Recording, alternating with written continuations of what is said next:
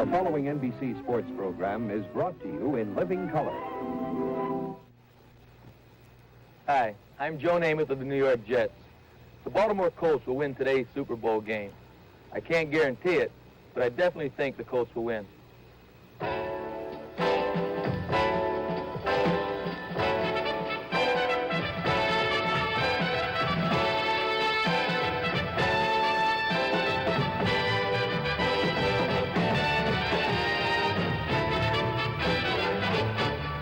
Brought to you by Chrysler Corporation, extra care in engineering. Your host today, your local Dodge, Chrysler, Plymouth dealer.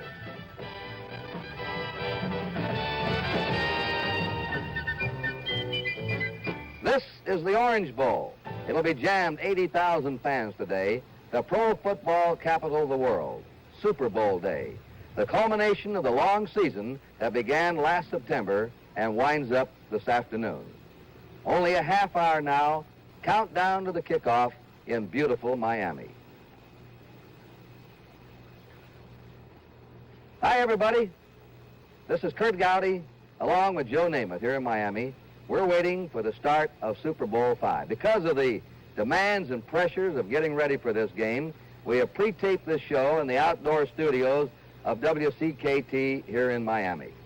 Anyone who recalls that Joe Namath 2 years ago personally guaranteed a victory for the New York Jets over the Baltimore Colts will be interested in his observations today.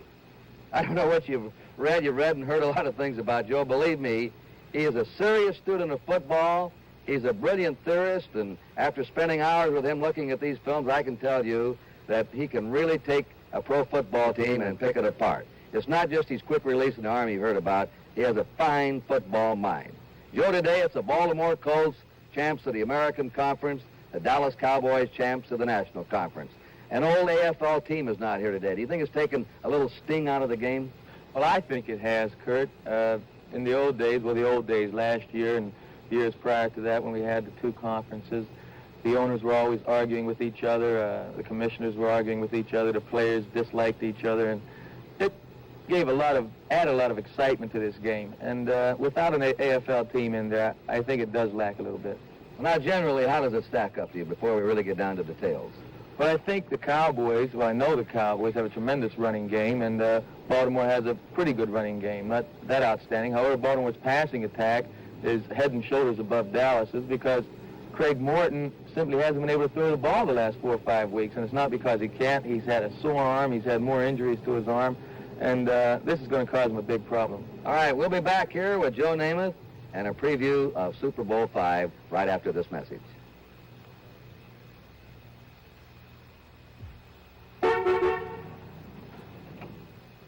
Hey, baby, hey, look at what I got.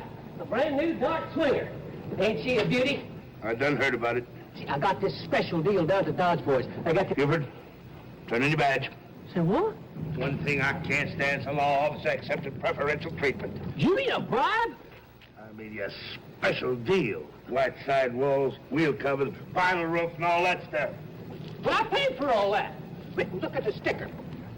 And the automatic transmission? What about the automatic transmission? What did it cost you? Nothing. Give me the badge, Buford. That's part of the Swinger Automatic Special, J.W.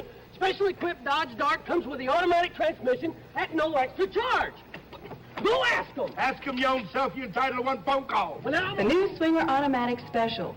So great last year, we brought it back for seconds. See it at your Dodge dealer today. Much obliged, Dodge boys. Well, Joe, the Dallas Cowboys arrived here by beating the 49ers in the National Football Conference Championship, while the Colts got here by defeating the Oakland Raiders in the American Football Conference Championship. Did the results of those two championship games surprise you at all? Well, one of them did. I thought that Oakland would beat Baltimore. Of course, when Daryl LaMonica got hurt in the second quarter, I think, not take away anything from George Blanda, but George can't throw as well as Daryl, and I think that hurt Oakland's chances. And in the 49er game, I didn't really feel that the 49ers defense was strong enough to contain Dallas's running game, and they weren't. So the Dallas game went about according to plan. Well, over 60 million people will be viewing today's game know that Dallas has a tremendous running game, played a ball control running style of game against the 49ers to beat them. Do you think that the Dallas Cowboys will be able to run effectively against the Baltimore Colts? Well, they have a great running game, so they'll be able to run some, but I don't think they'll be able to run effectively enough. Baltimore has a tremendous defense, and I think they'll cut off Dallas's running game pretty good. This boy, Dwayne Thomas, who is, Tom Landry's called him the greatest running back in the history of the Cowboys, only his first year. They're already comparing him to Jimmy Brown. What do you think about him? Well, it's no doubt that he's a great athlete. He's done wonders for the Dallas team so far this year. And there are a couple other young backs that are also tremendous, like Ron Johnson from the Giants and O.J. Simpson. But people might tend to overlook the other half of the Dallas running game, Walt Garrison. I think Garrison does a tremendous job for the Cowboys. Who should we watch for with Baltimore to help stop this running game of Dallas's? Well, as I said, they're experienced. They're a very tough defensive unit. They work together well. I don't think Dallas will be running too much at Bubba Smith. I think they'll be running to the other side of the line towards like Hilton. You did against Baltimore 2 years ago. Right. Not necessarily because Hilton's weak, but I think Bubba Smith is that strong. They respect him that much, and so I think they'll be running the left side of the line more. And the Baltimore linebackers play the run well, don't they? Yes, they do, but I think they play the pass better than they play the run. They're all very active, and this Ted Hendricks, trying to throw over him is like trying to throw over a skyscraper. And, of course, Mike Curtis has good movement, and Ray May is a fine all-around linebacker. They coordinate very well in pass coverage. Oh, you think Dallas can run against Baltimore, but they're not going to tear them apart? I think they can run a little bit on them. I don't think they're going to run all day long. All right, now 2 out of every 3 yards Baltimore's gained this year has been in the air. Now, can Baltimore work their passing game against a defense that's allowed only 1 touchdown in the last 25 quarters? Well, the biggest thing about Baltimore's passing, Kurt, is Johnny Unitas. He's done such a great job this year at throwing the ball where the defenders aren't. Of course, Johnny needs the protection. He'll have to have his offensive line doing a great job to keep Dallas out of there. And if the line does do their regular job, I think Johnny will be able to throw on Dallas pretty good. They have not only a great pair of wide receivers in Hinton and Jefferson, but some backup men. They can flood 4 wide receivers in a game at one time. Right, and this is what also makes Baltimore's passing game more effective. They have Perkins backing up Hinton and Jefferson, and they have Jimmy Orr, who still has that experience. And, of course, Mitchell backs up Mackey. They have probably the finest group of receivers in all of football. Speaking of Perkins, he's an old Alabama teammate of yours, isn't he? Yes, he is. Raymond is, and for Dallas, Leroy Jordan and Dennis Holm are old teammates. 2 on one club and 1 on the other. Right. I think I'll have to be pulling for Dallas only because of that. Now, you're pulling for Dallas and picking Baltimore. That's right. That makes a lot of sense. Joe, let me ask you something. We talk about this game and all the talk recently. It still always gets back to the name of Unitas. Didn't you wear Unitas' number 19 when you were in high school at Beaver Falls, Pennsylvania? Yes, I did, and they used to call me Joey U. Right. Well, I didn't live too far from Johnny back there, I guess about 40 miles apart, and Johnny was a legend, and he still is a legend in that area, and I respect the man tremendously, and it was a thrill for me just to be wearing number 19. Now, Joe, we're going to put you in quarterback of the Dallas Cowboys and let you go to work against the Baltimore defense, and we're going to move you over to the Baltimore team and let you try and pick apart the Dallas defense. And we'll do that right after this message.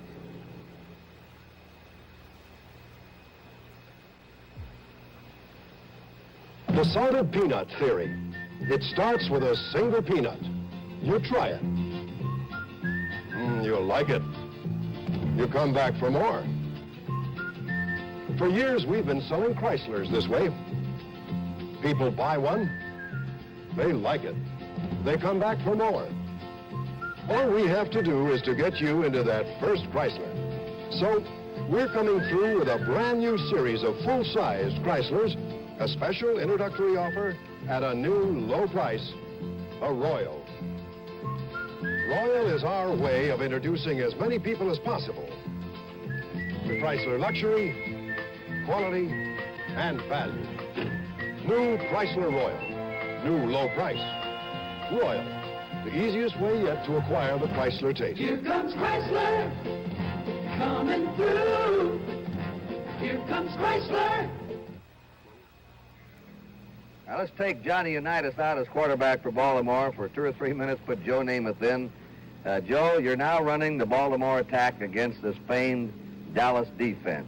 First of all, Dallas has a very fine front four. They put a lot of pressure on the passing game and a quarterback. What would you do against the pass rush of Dallas?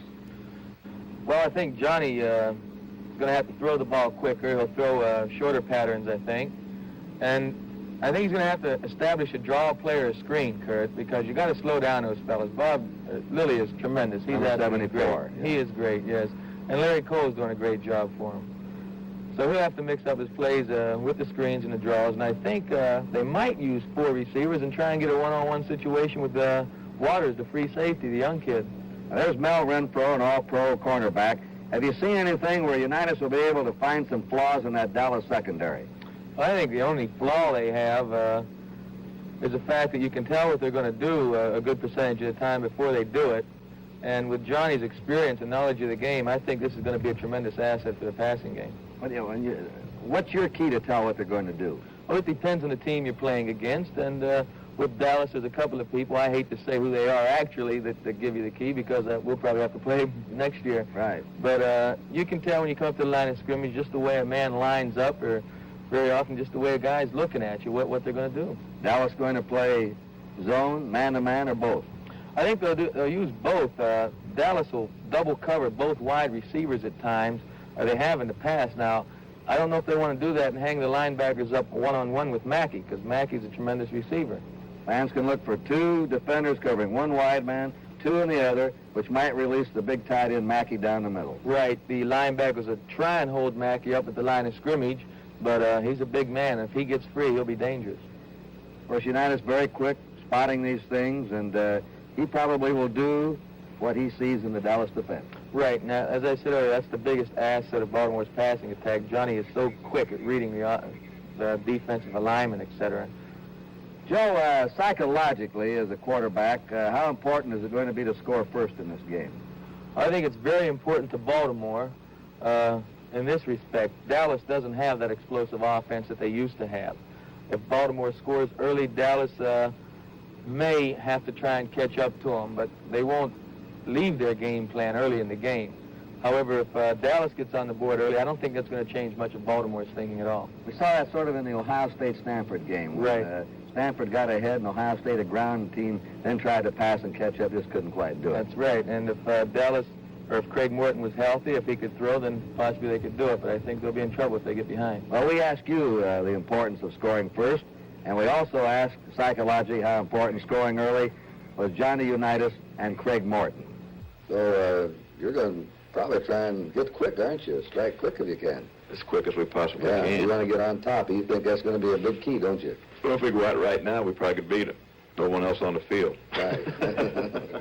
But you like to get on top anytime. I mean, this type of team you're playing is the type of team you like to get ahead of. Well, we like to get ahead of everybody, like you said, but if we can get a quick one, we'll love to have it. Well, I think that our whole philosophy of offense has kind of been switched from a wide-open type of get-rich-quick plays to the more steady ground game, trying to establish that we do have a powerful front line and we have some excellent running backs. And so we always like to feel that we can control the game by running, and by doing this, we limit the defensive time on the field, and consequently we have more plays, and it has turned out to be real successful for us the last 7 weeks. Well, Craig Morton says he's going to take his time against that Baltimore zone. They're hard to throw deep on. Now, Joe Namath, let's put you over as the Dallas quarterback. How would you attack Baltimore? Well, first he wants to get his running game going. There's no doubt about that. And I don't think he's going to be able to get it going too successfully. So he's going to have to throw the football. And with as much respect as the Dallas running game has, I think the best passes he'll utilize or call will be play-action passes, where he'll fake to a running back and then turn around and throw the ball to somebody. In other words, we're going to look for him early maybe to fake that run. They're looking for the run and raise up and maybe try and hit a big one early. Right, he could go for the big one. Or the linebackers of Baltimore really have to respect the run of Dallas. So they're going to have to stay in a little tight. So there should be an open area between the linebackers behind them and the secondary. So you can look for Bob Hayes or Dennis Holman to be squaring in those areas. Is that what you did 2 years ago?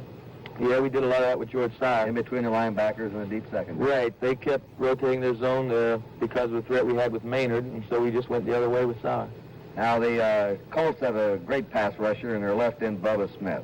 He didn't bother you fellas too much. Snell picked him up many times. But he's big and strong, and he comes barreling in there. Morton's not too agile. behind the line as he sets up. What would you do against a big pass rusher like Bubba Smith of Baltimore? Well, I'd say a prayer before the game. We always do that. And I know I'd tell my tackle to help out a lot. Dave Herman, who blocked Bubba in the Super Bowl a few years ago, did a great job on him. Bubba, I don't think, however, is going to be too concerned with the pass. I think the whole Baltimore line will be more concerned with the running plays, and Craig will probably have time to pass unless he has to pass. Then Baltimore will start coming after him. Well, they say Dallas is a winning team without a quarterback. He was ineffective with passing efficiency his last 3 or 4 games. But he's had a bum elbow. There's something wrong with him, and they say he's been throwing much better this week. Do you think Morton is physically capable of having a big day throwing? I know Craig for a few years now. I've seen him play ever since he was in college, and he had a tremendous arm. He could throw the football as well as anybody and better than most.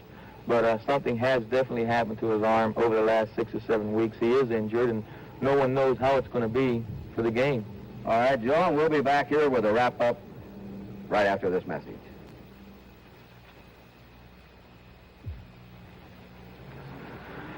Okay, just go on back.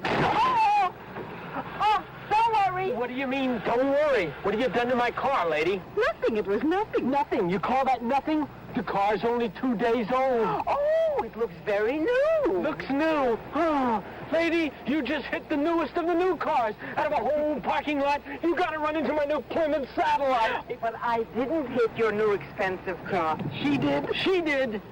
Oh, she did. Satellite isn't really expensive. In fact, it's very low priced. I'm terribly sorry. Oh, no damage done. Car with legs like that. Who's going to notice a little scratch? New Plymouth Satellite, America's lowest price 2-door intermediate. Based on manufacturer's suggested retail prices of Satellite pictured and closest competitive models comparably equipped.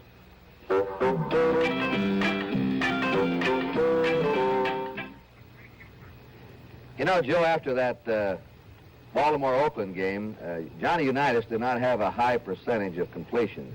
And you commented to me, though, how he threw an almost perfect game. Either hit his receiver or the defender never touched the ball. Right. Johnny really impressed me in that game because his throwing very often didn't look accurate to the spectator, but it was because he was throwing a lot of passes away. And if there was any chance of anyone getting to the ball, it was his own people. So today, if the fans see Unitas missing some passes, sometimes he's missing on purpose. Of course. Keep the ball away from the defense. We told Johnny Unitas what you said about that was one of the greatest performances you'd ever seen, and here's what he had to say as an answer. Well, we try not to throw it up for grabs. I try not to get in a position where I have to force a ball in between 2 people. My arm's not as strong as it was 10, 12 years ago, where I could take that opportunity and have maybe drill it into that hole. I don't have the speed on the ball that I once had, but I can still throw the outside without any problem. And you tend to hold the ball a little bit longer, make sure the man gets a little bit more open than what you would like, what you think he should be, you know. Well, you're being honest. What you're saying is physically you can't pass the football as good as you did 10 years ago. I can't put as much speed on it. Right. I could probably throw it better than what I could 10 years ago, but with not as much speed. I think Craig, of course, who's another Johnny Unitas, you know, he's got all the experience. Craig is just really beginning in his career. He's had a lot of trouble this year, a lot of arm trouble, and whenever a quarterback has arm trouble, you got troubles because he can't work during practice, he can't do the things that makes great timing, and this has hurt him, and he's suffered for it, and we've had to compensate, you know, in what we do to offset it. Joe, do you agree with Tom Landry on that? I certainly do. Timing phase of throwing a football is so important that you have to get out there and work at it and work on it every day. And if Craig can't throw it, he certainly can't work on it. And he paid a compliment to Unitas on his experience. You're still a fairly young quarterback, but year by year, are you realizing how important experience is in pro football? I certainly do, Kurt. When I first came into football as a rookie, I thought that I could play professional football. I had confidence. I wasn't aware of all the intricacies of the game. The more you play, the older you get, you're still learning. Johnny, I know Johnny feels the same way. Unitas, even though he's played 15, 16 years, you find out something new every game. Well, you went through a Super Bowl time here 2 years ago, the 2 weeks of preparation. Baltimore's gone at it differently this time. They've left their wives at home, their families. They come down here with total concentration. So has Dallas. How much pressure is there on these players coming into this game? But if they get their wives with them, I'd imagine there's a whole lot more on them than there would be without them. There's a tremendous amount of pressure on these guys. They're playing for the World Championship. They may never get another opportunity to be here, and it's the ultimate for the professional football player to reach that goal, to be able to participate in the World Championship game and win it. So there's a tremendous amount of pressure on them. When you're in the locker room and somebody says, boys, it's just another ball game, it isn't, right? There's no way it's just another game. We're right here on artificial turf in this outdoor studio. What about artificial turf affecting the game? Baltimore's only played on it 3 times this year. Dallas has played on it all year. I don't think it'll have any bearing at all, Kurt, on the game. From what I've seen of the artificial turf, I've liked it. Some players don't like it because of an injury problem. They'll get scrapes and burns. But usually the footing has been great every time we've been on it, so I don't think it's going to have any bearing on the game. All right, one final wrap-up of your prediction and your general diagnosis of this game. Well, again, Kurt, I like the Baltimore Colts to win the game because they have the more balanced attack of the two. I don't think Dallas is going to be able to run the football on the Colts the way they've been able to run against these past few teams that they've played. And, of course, Johnny Unitas, with his experience, he's going to throw it to the right areas, and I think they'll move the ball on Dallas, and the field goal kickers are going to be very important in this game. Jim O'Brien for Baltimore and Clark for Dallas. Right, it could be decided by a field goal. Close game. It's definitely going to be close. Joe, we want to thank you very much. Incidentally, you'll be able to see Joe Namath on the Flip Wilson Show on NBC, February 4th. You've noticed the cast on his hand. Most of you know he broke his hand the 4th game of the year. It's still in the cast. A very slow healing bone there in that right hand you injured, wasn't it? Yes, it is, Kurt. It's taken a lot longer than I hoped it would take, and I'll get it examined again next week, and hopefully it's healed. Maybe you'll be unavailable for this show next year. You might be back in the Super Bowl as a player, huh? You know, I hope you're right about that. We have a fine team, and if we can stay healthy, if we have a little luck, we might be there next year. That's Joe Namath, the quarterback of the New York Jets, who's diagnosed and he's predicted the Baltimore Colts in a close game to defeat the Dallas Cowboys today. Now we're going to have a live update direct from the Orange Bowl and a unique way of looking at the starting lineups right after this message. We're proud of our 1971 Plymouths. They're the finest we've ever built. We're so proud, in fact, that we're making 2 special offers to make it easy for you to own one. First, there's the 1971 Fury V8 with new torsion quiet ride. To give it an extra big push, we've added a special package of popular options, including power steering, power brakes, and air conditioning. We're also pushing America's newest low-price 2-door hardtop, Valiant Scamp, with a special introductory package including a vinyl roof, white walls, and a remote side view mirror. During our big push, if you buy either a specially equipped Fury or a specially equipped Valiant Scamp, we'll throw in the automatic transmission at no extra charge. That's right, automatic transmission, no extra charge. That's Chrysler Plymouth coming through.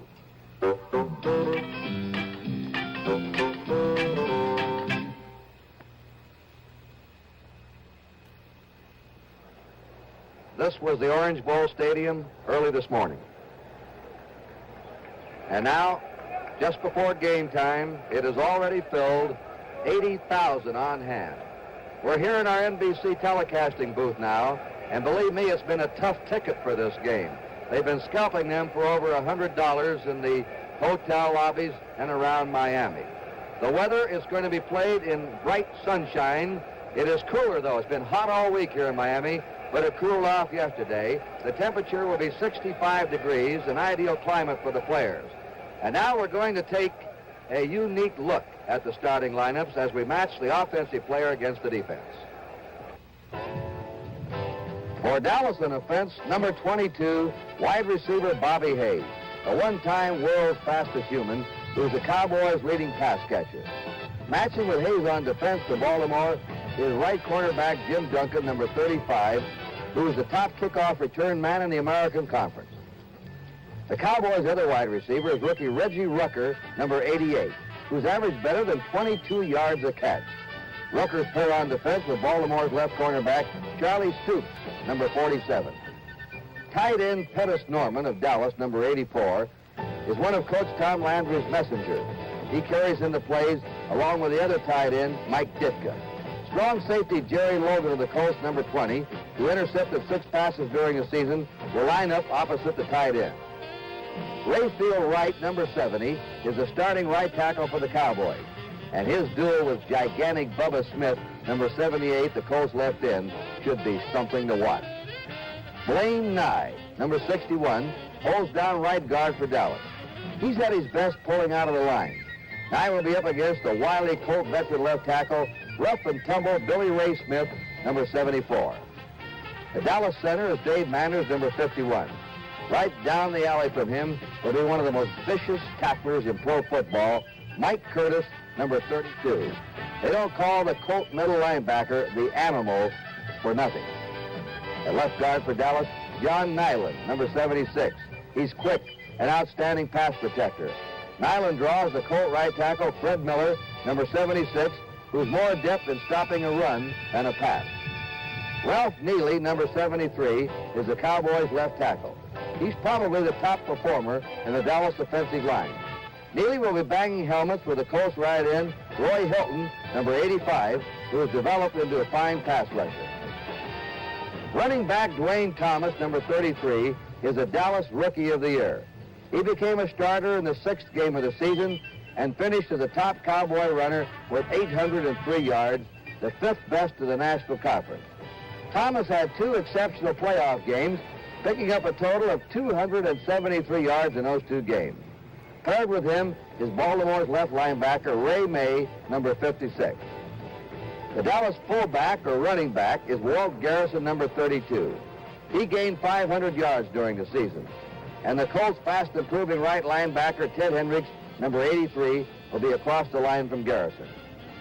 Quarterback Craig Morton of the Cowboys, number 14, threw 15 touchdown passes during the regular season. But his scatter-arm statistics in the playoffs were dismal.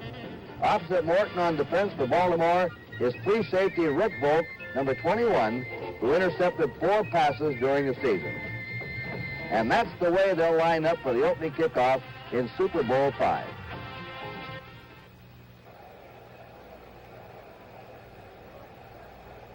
All right, that's the lineup that you'll be seeing on the field as the Dallas Cowboys have won the toss. They've elected to receive. And interestingly enough, we don't know how the wind is down in the field, but the flag shows that Dallas will also have the advantage of the wind in the first period. But on the field, the wind may be a different factor. This is rated almost a dead-even game. Dallas a 2-point or a 1-point favorite, the closest of the pre-game predictions we've had in the Super Bowl. They've all been one-sided predictions before, and yet we've had 2 upsets the last 2 years. So it should be a dandy, and that's how it looks here from the Orange Bowl just before we move downfield.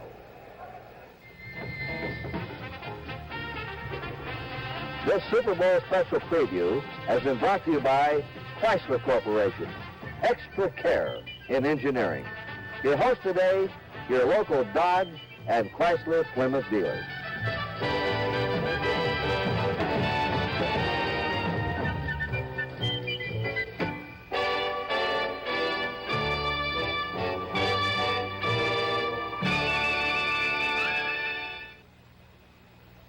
Lloyd Bridges, Gene Barry, and Diane Baker star in a chilling world premiere movie tomorrow at 9/8 Central Time. Some airlines please some of the passengers some of the time. Their coach seats, though narrow, please quite a few people, but not everybody. On Continental Airlines, though, coach and economy seats on every 707 and 727 Fanjet we fly are as wide as first-class seats. That pleases all of our passengers all of the time. Do yourself proud on Continental Airlines. I know all about Santa Anita. People getting wildly emotional 9 times a day. Yes, get wildly emotional 9 times a day at Santa Anita now. Impossible. Try it. Try it. Have you seen this new Dodge Colt? It's a little economy car with reclining bucket seats. It's been held over, one of the great comedies of all time with one of the great casts of all time. Don't miss Light Up the Sky, held over through Saturday, February 6th at the Huntington Hartford Theater.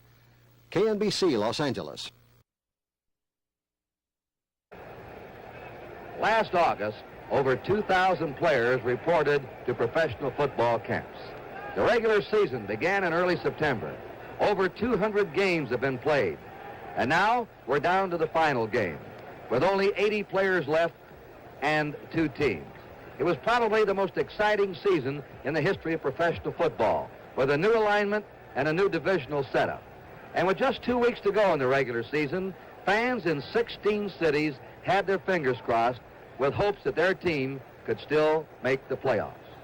And now, this is Kurt Gowdy on behalf of NBC Sports saying that we're delighted you can be with us today, not just for a championship game, but for a unique event that has become a happening on the American scene.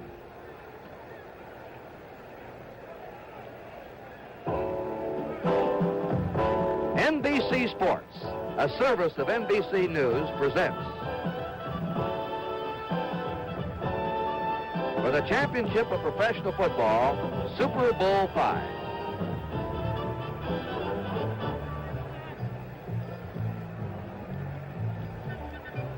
The American Conference champions, the Baltimore Colts, versus the National Conference champions, the Dallas Cowboys.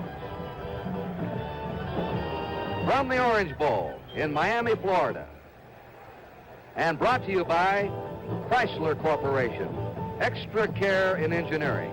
Your host today, your local Dodge dealer. And by Goodyear, the only makers of long-wearing polyglass tires.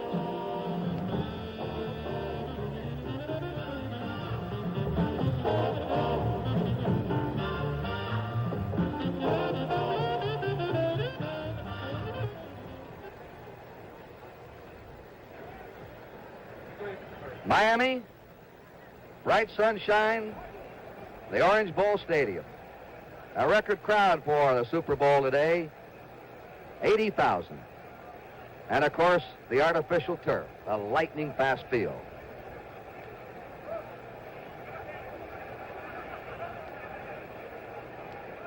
Hi, everybody.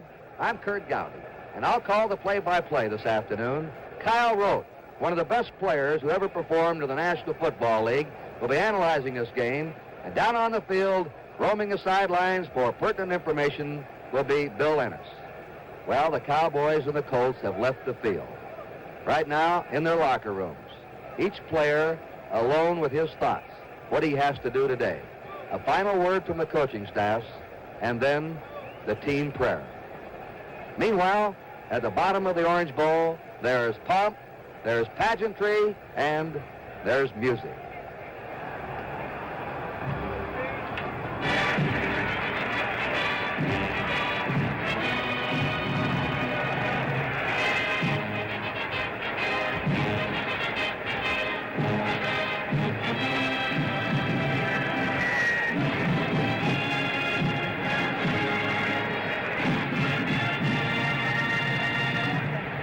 Ladies and gentlemen, the National Football League is proud to present the 5th World Professional Football Championship pregame show.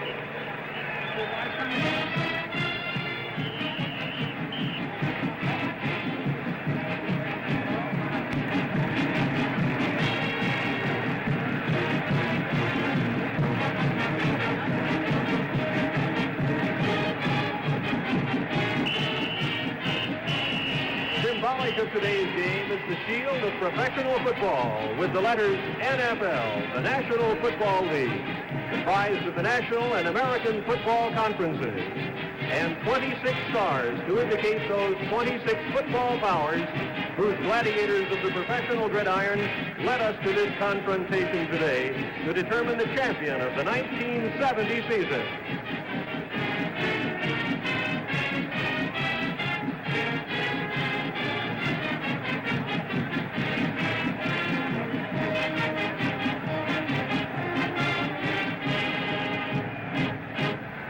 It is only fitting that we take just a moment to recognize those teams who have contributed to this great finale. In the National Conference, the Atlanta Falcons, the Los Angeles Rams, the New Orleans Saints, the San Francisco 49ers, the Chicago Bears, the Detroit Lions, the Green Bay Packers, the Minnesota Vikings, the Dallas Cowboys, the New York Giants, the Philadelphia Eagles, the St. Louis Cardinals, and the Washington Redskins. In the American Conference, the Denver Broncos, the Kansas City Chiefs, the Oakland Raiders, the San Diego Chargers, the Cincinnati Bengals, the Cleveland Browns, the Houston Oilers, the Pittsburgh Steelers, the Baltimore Colts, the Boston Patriots, the Buffalo Bills, the Miami Dolphins, and the New York Jets. And the New York Jets, and of course our teams which have reached that pinnacle of championship status, today's contestants, the Baltimore Colts.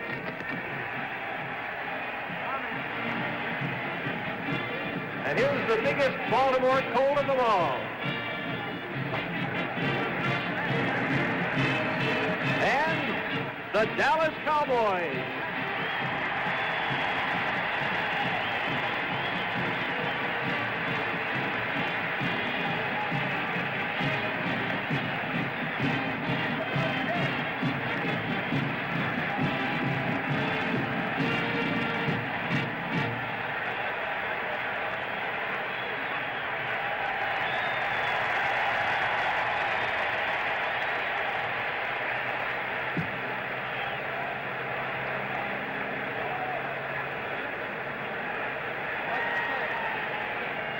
Introducing Johnny Unitas, number 19, and Craig Morton, 14, wish they were that tall to look over that pass rush.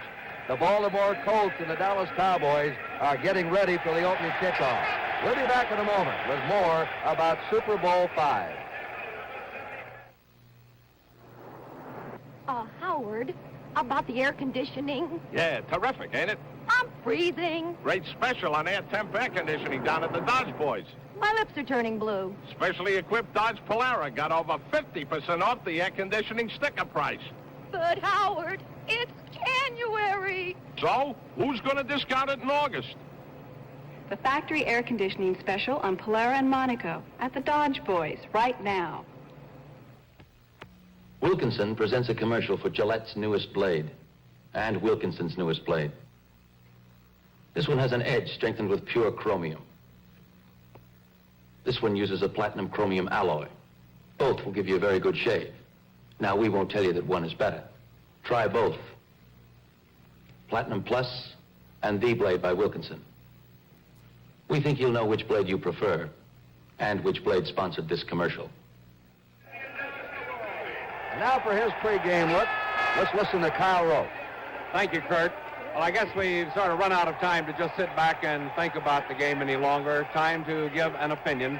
And whether they will win the ball game or not is another thing, but I certainly do think the Baltimore Colts have the edge in this one.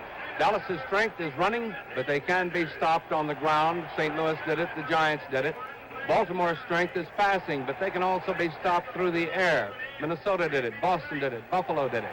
But when you get over their strengths, then what? When the Cowboys have been forced to pass, well, they've had trouble. However, when the Colts have been forced to run, they've done pretty well, particularly in the last few games. And one other big difference, Dallas quarterback Craig Morton will be throwing into the Baltimore zone defense, whereas the Colts' Johnny Unitas will be firing at the Dallas man-for-man coverage. And when Johnny Unitas is going against man-for-man coverage, I think it's just a matter of time before he beats you. So we see Baltimore with the edge. Right now, down on the field, and Bill Ennis. Thank you, Kyle. This is the first Super Bowl to be played on artificial surface. The shoes will be worn by many of the ball players. Most, in fact, on the Colts and the Cowboys will be this shoe here. The one with the mini cleats, the soft rubber tips for great traction. Here's the old shoe, the grass cleat. It will not be used this afternoon by any of the players in the ball game. We have checked with both coaches. The starting lineups are pat as you heard them. Walt Garrison, the major concern for the Cowboys in their running attack, will be in the ball game to start. Kurt mentioned the wind. The wind could be a factor, should be a factor in this ball game. It is swirling now in the Orange Bowl. It is coming in low and going out high from the east end. So therefore, Kurt, it will be in the face of the Cowboys to start the ball game. We'll be down here reporting on major injuries and any other developments during the ball game. And now let's go back up to Kurt. The band will be clearing the field. Baltimore Colts in white today, the Dallas Cowboys in blue. Now we're going to have the indication for the toss of the coin. Cornell Green 34, Manders 51, Jordan 55, the captains for Dallas. And it's the Baltimore Colts will have Unitas.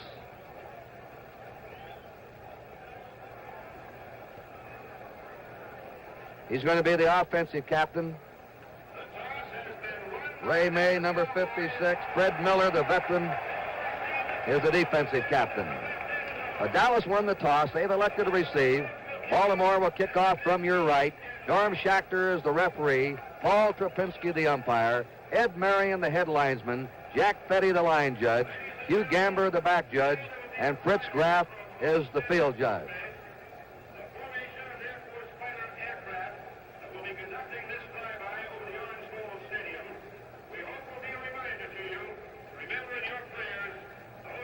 Who are missing or captured in Southeast Asia.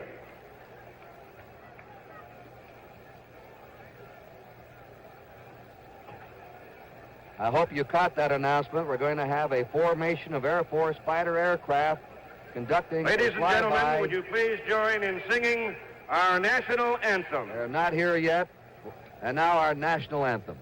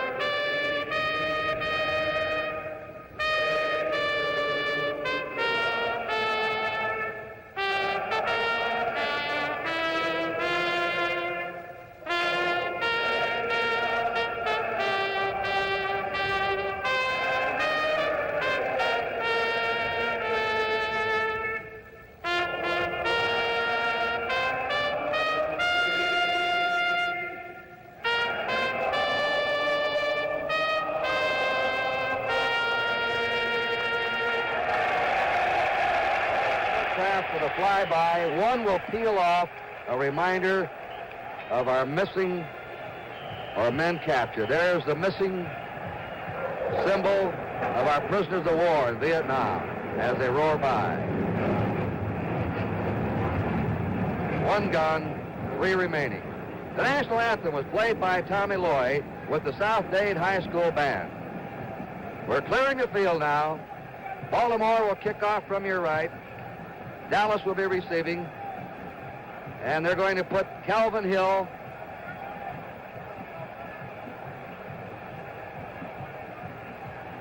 on the near side and Mark Washington on the far side.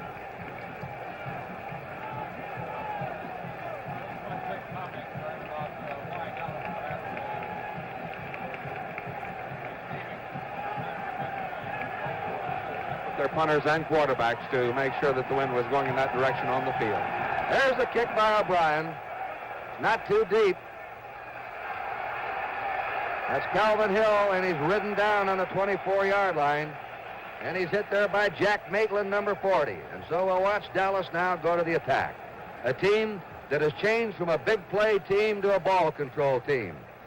But will they be faking that run today and maybe showing some play action passes early? Greg Morton said if he could get to Reggie Rucker early and give him some confidence, he may try and do it. It's on the 24-yard line of Dallas, first down. Morton, the quarterback. Garrison and Thomas set behind him. They're in their shift. Hayes is in the slot.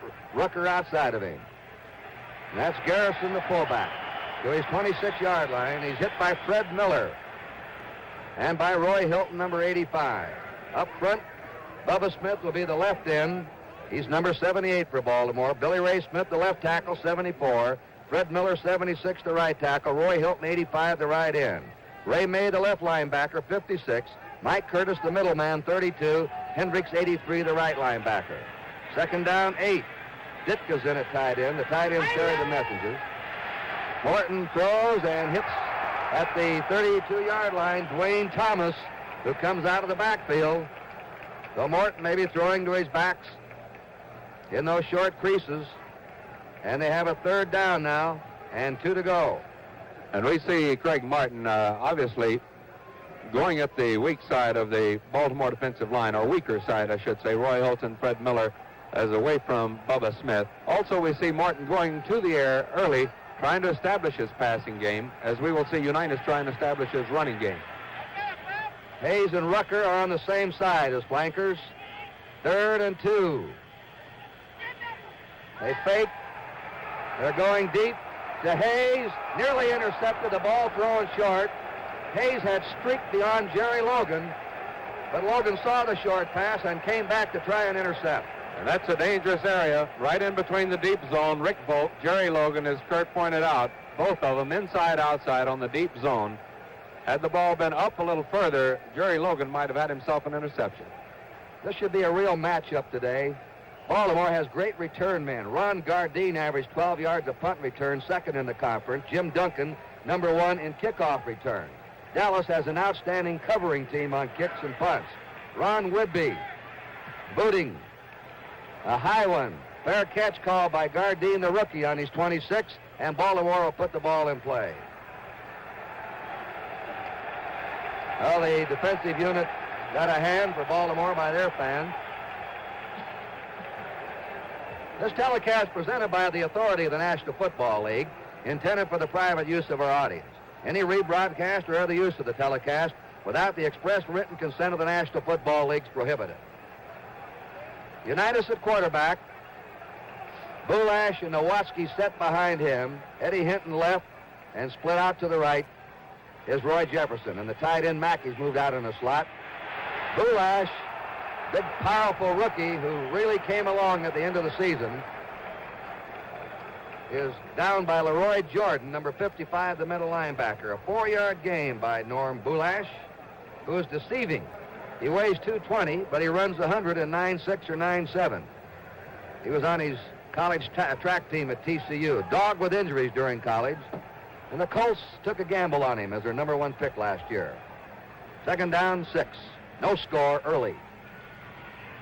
Bulash again. He's being hemmed. And he's trapped for a loss on his 25. And storming in there to get him, number 66, George Andre, the right end. Herb Adderley, the cornerback, turned the play in, number 26. Adderley with an extremely quick force on that play. Bulash had no place to go. They see Unitas come out with some play pass action, not on a 3rd and long, but the next series of downs. Cal, we noticed on that kickoff, we were talking about the wind. It was against the wind that hung up there in the air. To get that ball high, it seems to be fighting the wind. 3rd and 11 now for Unitas from his 25. They're slotted to the left.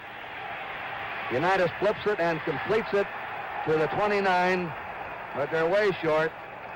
That was the tight end, John Mackey, who caught the ball. He was down by Leroy Jordan, and Dallas holds. Both of these teams are outstanding defensive clubs. David Lee now is back in a punt formation. Now, he usually kicks a very high spiral. He can hang him up 5 seconds, count him off. That's an ideal hanging time for a punt to get the coverage. And he kicks it low, and it was nearly blocked. Bob Hayes is upended on his 32-yard line. Dallas really put the pressure on Dave Lee on that punt. So action will continue here at the Super Bowl. The score is Dallas 0 and Baltimore 0.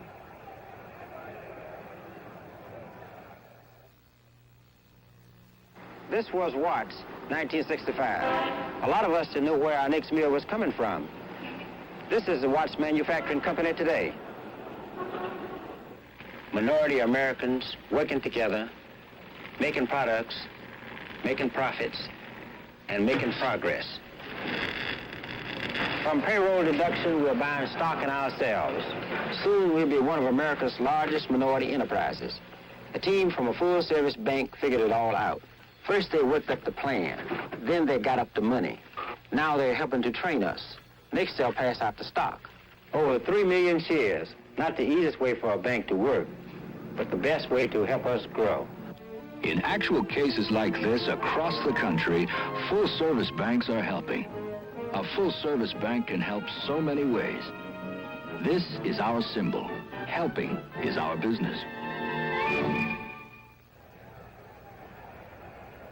In the secondary for Baltimore, Charlie Stooks, the left corner, number 47, Jim Duncan, 35, the right corner, Logan and Volk are the safety men. First down, the pitch is to Thomas, and he maybe has a yard as the gang tackle him. The charge led by Roy Hilton, the right end. Coming up fast, Jim Duncan, 35, the cornerback. 3 or 4 men on him.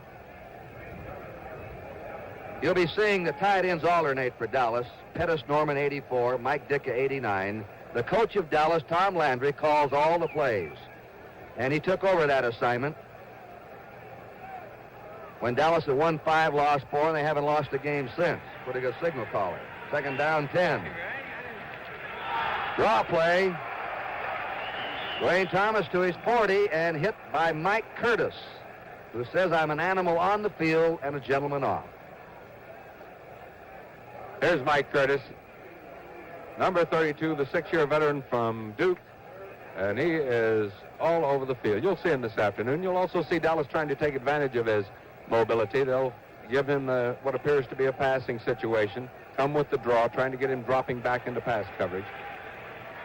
Now they have a third down and 8, and they have Dan Reeves in. He runs a better pass pattern than promised. Morton is hit by 85, Roy Hilton.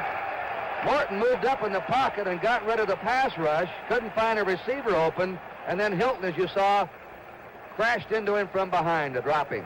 And there you saw the key to the Baltimore defense, their linebackers. Excellent drops. They're so important in their whole defensive alignment. If they don't come up and help that line, the line's really not strong enough to hold it off by themselves. Very few lines are. And in the zone coverage, they have to make those perfect drops, which obviously they did then. Ron Whitby now. He's averaged 41 yards a kick this year. Ted Hendricks in there trying to block it. The kick is grabbed by Jerry Logan, gambling on his 25, and fights his way back to his 32-yard line, a 7-yard return. Claxton Welch downfield to make the tackle. I believe that's a penalty against Dallas. We'll have to see how they rule it. Our first penalty.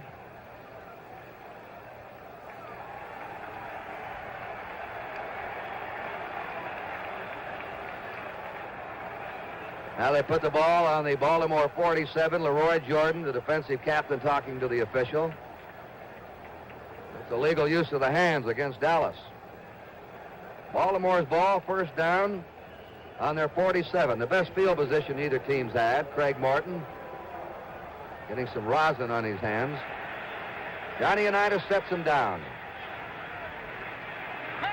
Unitas looking, flips it, and it is intercepted by Chuck Howley. Chuck Howley coming to the 35, to the 40. Chuck Howley to the 50, and he's out of bounds. And grabbing him out was Johnny Unitas, who threw the ball. Howley, a very quick linebacker. All the Dallas linebackers are quick. Here's Howley making that drop, trying to cover Boulash, trying to get in the area where Boulash was, and he made the perfect drop, and then a great individual effort trying to haul that ball in. Howley, excellent range, great lateral movement, and a pretty fair runner when he gets the ball.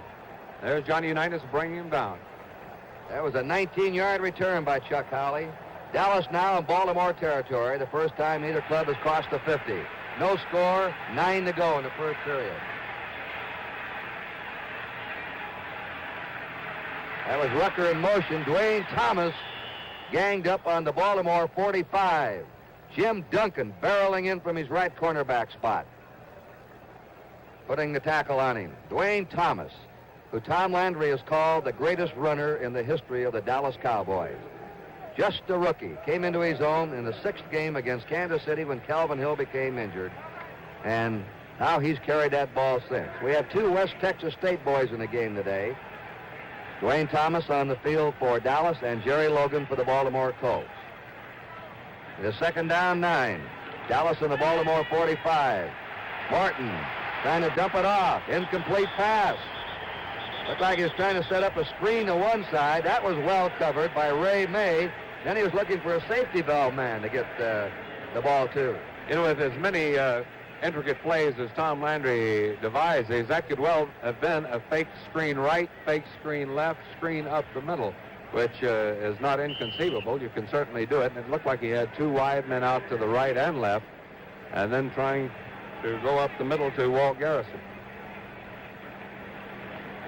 Just over 8 minutes remaining in the first period, no score. 3rd and 9 for the Dallas Cowboys on the Baltimore Colt 45-yard line.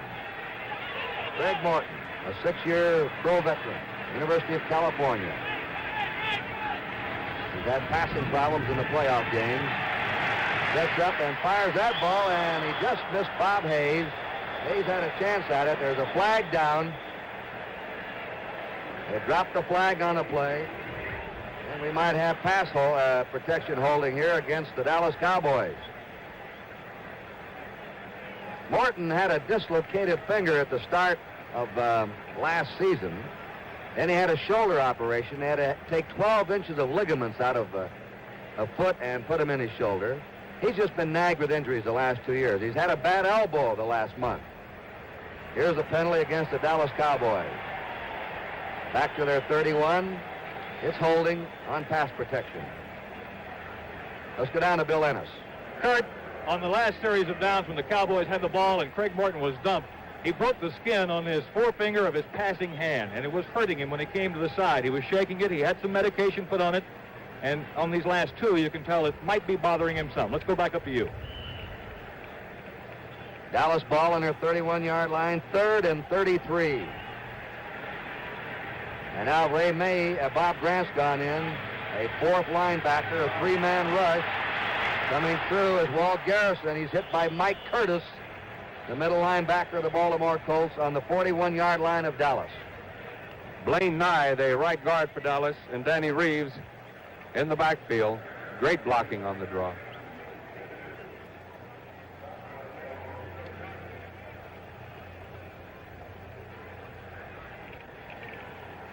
In punt formation again is Rodden Whitby. This will be his 3rd punt. Ron Gardine is deep for the Baltimore Colts. Beautiful kick. Gardine fields it, fumbles, and a recovery inside the 10. Dallas ball.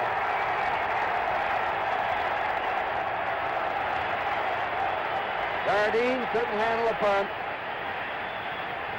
And here's a look at how it happened. Ron Gardine. Gardine trying to get going to his left, but the ball fading a little way to his right could perhaps be attributed to this wind. But another key play on a kicking play. And a big break for the Dallas Cowboys. Both Cliff Harris and D.D. Lewis are there.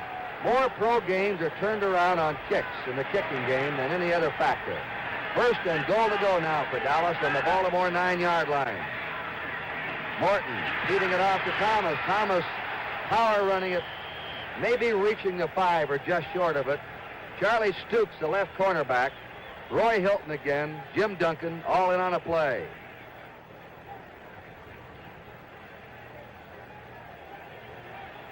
Second down, 5.5 to go for a Dallas touchdown. No score, 6.5 minutes to play in the first period.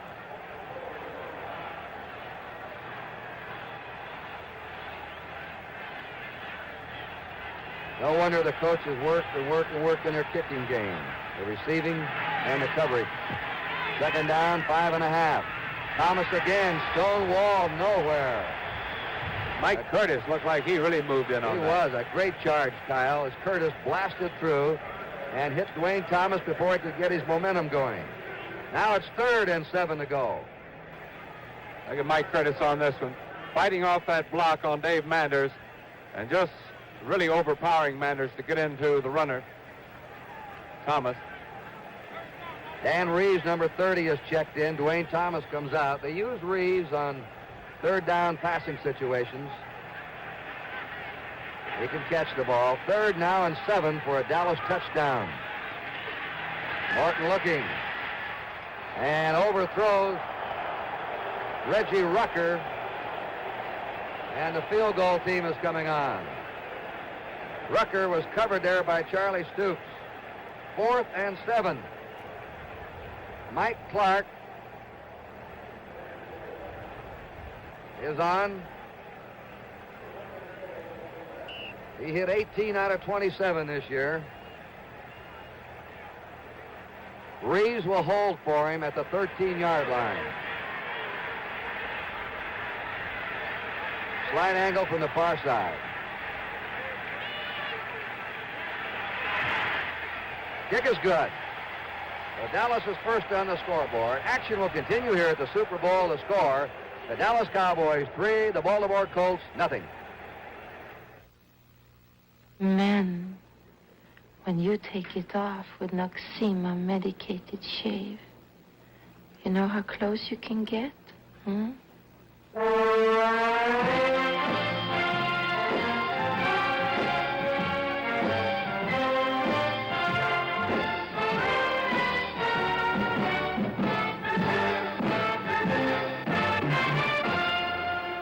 This close. That's Andy Granatelli, automotive expert and president of STP. You might not expect a guy like Granatelli to worry like everybody else about cold weather starts. But while he's inside, burning the midnight oil, out here it's freezing. So Andy uses STP oil treatment, not because he makes it, but because it works like antifreeze for your oil. Helps any engine start easier all winter long. Have your service station add STP to your oil and get the edge on winter. The man with the jacket and black shirt is Gino Marchetti, considered by most experts the greatest defensive end who ever played football. And he's still a Colt fan, and he helps the Colts with some coaching during the years. Here's the kickoff, a short one. Running up on it is Jim Duncan, a great kickoff returner to the 30. Duncan nearly breaks it, brings it out to the 36. He's averaged 35 yards a kick return, and he usually gives Baltimore good field position after a kickoff. Claxton Welch brought him down. Baltimore did not have a turnover against Oakland to win the American Football Conference Championship. They've already had 2 turnovers in this first period. Unitas being intercepted once and then fumbling the punt away to Dallas. Baltimore's ball, first down on their 36. Unitas to Boulash. Boulash is hauled down on his 36-yard line by Bob Lilly, the sheriff. One of the greatest defensive tackles of all time. 10 years he's played with the Cowboys, a former All-American at TCU. Very agile and strong. And you'll see Baltimore putting 2 men on him. If they probably are starting their game plan to put 2 men on him. And some clubs even have to finally resort to putting 3 men to stop Lilly. Great, as you just saw, tremendous lateral reaction. Eddie Hinton flanks left, Roy Jefferson right. Second down, 10 for the Colts. Trying to establish that running game. Coming through is Nowatzki, who on the Tuesday before this regular season started was unemployed. He was cut loose by the Detroit Lions, picked up by the Colts as linebacking insurance. Injuries to Tom Matty, Jerry Hill, they made him into a running back, and he has come through, and he's been a good blocker. George Andre, the right end, made the tackle on him. A gain of 7. Third down, 3 for Baltimore. 4 minutes to go in the first period. Dallas is leading 3-0. Dallas putting those outside linebackers up. Boulash, he stopped at the 44 of Baltimore. Dave Edwards angling in from the left lineback position, number 52. Number 75 is the left tackle who got underneath the play, Jethro Pugh. So the amazing Dallas defense that has allowed only 1 touchdown the last 25 quarters so far has throttled the Colts. And they throttle their ground game, which is hurting Baltimore. On the other hand, Martin has been successful with his short passes, certainly not his long passes. All right, in punt formation is David Lee, who averaged 45 yards a kick this year. He's kicking to either Hayes or Renfro. That's the type of high kick that this boy boots. And gets down there someone. If they can, they down it. And they downed it and carried it in. Well, they had him on the ropes if they could have kept the ball in there. Right. Just too many fingers in the pot, I guess. Too many cooks in the kitchen that time. Their momentum carried the ball across the goal line. You'll see him try and slap it back or slap it dead before it can cross that goal line. They would have had Dallas on the 1-yard line. But 2 or 3 men scrambling, and their momentum carried the ball in. Well, we have a timeout now. Action will continue here at the Super Bowl. The score, the Dallas Cowboys 3, the Baltimore Colts nothing. The Goodyear Custom White Tread Polyglass Tire. Laramie, you've got a lot of driving ahead of you, mister. Polyglass is mileage.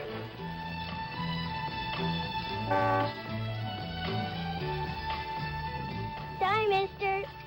Polyglass is traction. Oh, when are they going to fix these roads? Polyglass is strength. This is the Goodyear Custom Wide Tread Polyglass tire. Inside, 2 fiberglass belts, plus today's most preferred tire body cord, polyester, pioneered by Goodyear. Traction. Strength. Long mileage, too. Polyglass is value. And remember, if it doesn't say Goodyear, it can't be Polyglass.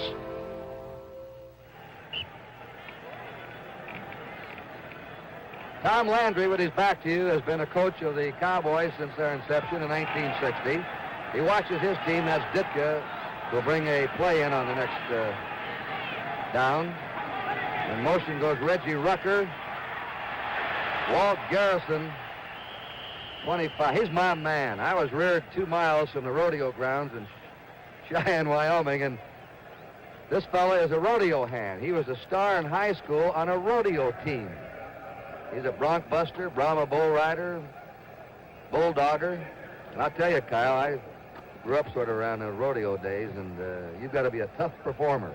Well, he is a tough one. He's carrying an assortment of injuries into this ball game. A very bad ankle, which has just apparently gotten well enough for him to run, and also a chipped bone in his shoulder. Second down, 5. The Cowboys in their 25. They're leading 3-0. In motion is Dwayne Thomas. Here's a draw to Garrison. Garrison has the first down to his 31-yard line. He's hit by Billy Ray Smith, who's going to call it quits after today. He'll retire. Tom Landry sending in Pettis Norman now with the play. You'll see Norman, 84, replace Ditka, 89, and Ditka come back in. The tight ends bring the plays in. Paul Brown used to use the guards as his messenger boys. Landry uses his tight ends. Dallas on their own 30. That's the first down. Here's Dwayne Thomas. And he's out of bounds on the 33-yard line of the Cowboys. Ted Hendricks and Ray May, the 2 linebackers, took him out. Ralph Neely, this is a great offensive line the Cowboys have, maybe the best in the business. Neely, 73 at left tackle. Nyland, 76 at left guard. Dave Manders, 51 at center. Blaine Nye, 61 at right guard. Rayfield Wright, number 70 at right tackle. The interior linemen don't get the glare of publicity, but you can't win without them. They're the protectors for the passer, the men that help move the ball. Morton making a screen this way to Reeves. Dan Reeves to the 35, trying to pick up some blocking. And he's to the 47-yard line. A first down again for the Cowboys. Charlie Stoops brought him down. Dan Reeves, who wanted to try something new this year, become a coach. He's a player coach. Now watch Martin go back, fake to his right. That's the fake screen right, screen left call. And here he comes out. Excellent protection. Ralph Neely, 73 out. Cutting back across field now, picking up some blockers, and then the rest of it pretty much on his own. This, of course, is fake screen one way, screen the other way. Gets those linebackers really moving when that quarterback goes back, looks off to his right like he's throwing that screen. They'll take off over there as though they have read the screen, and they drop it off to the opposite side. First down, Morton faking again. He's throwing deep to Hayes, and he's got him. Bob Hayes catches the ball. He's down at the 13. There's a flag down in back of the line of scrimmage. In a fight, Bob Hayes and Jerry Logan going at it. There was a flag drop in back of the line of scrimmage. Here's the catch by Hayes. And here you'll see Stooks just lost sight of the ball. His back's to it. Had he turned around, the ball should never have been completed.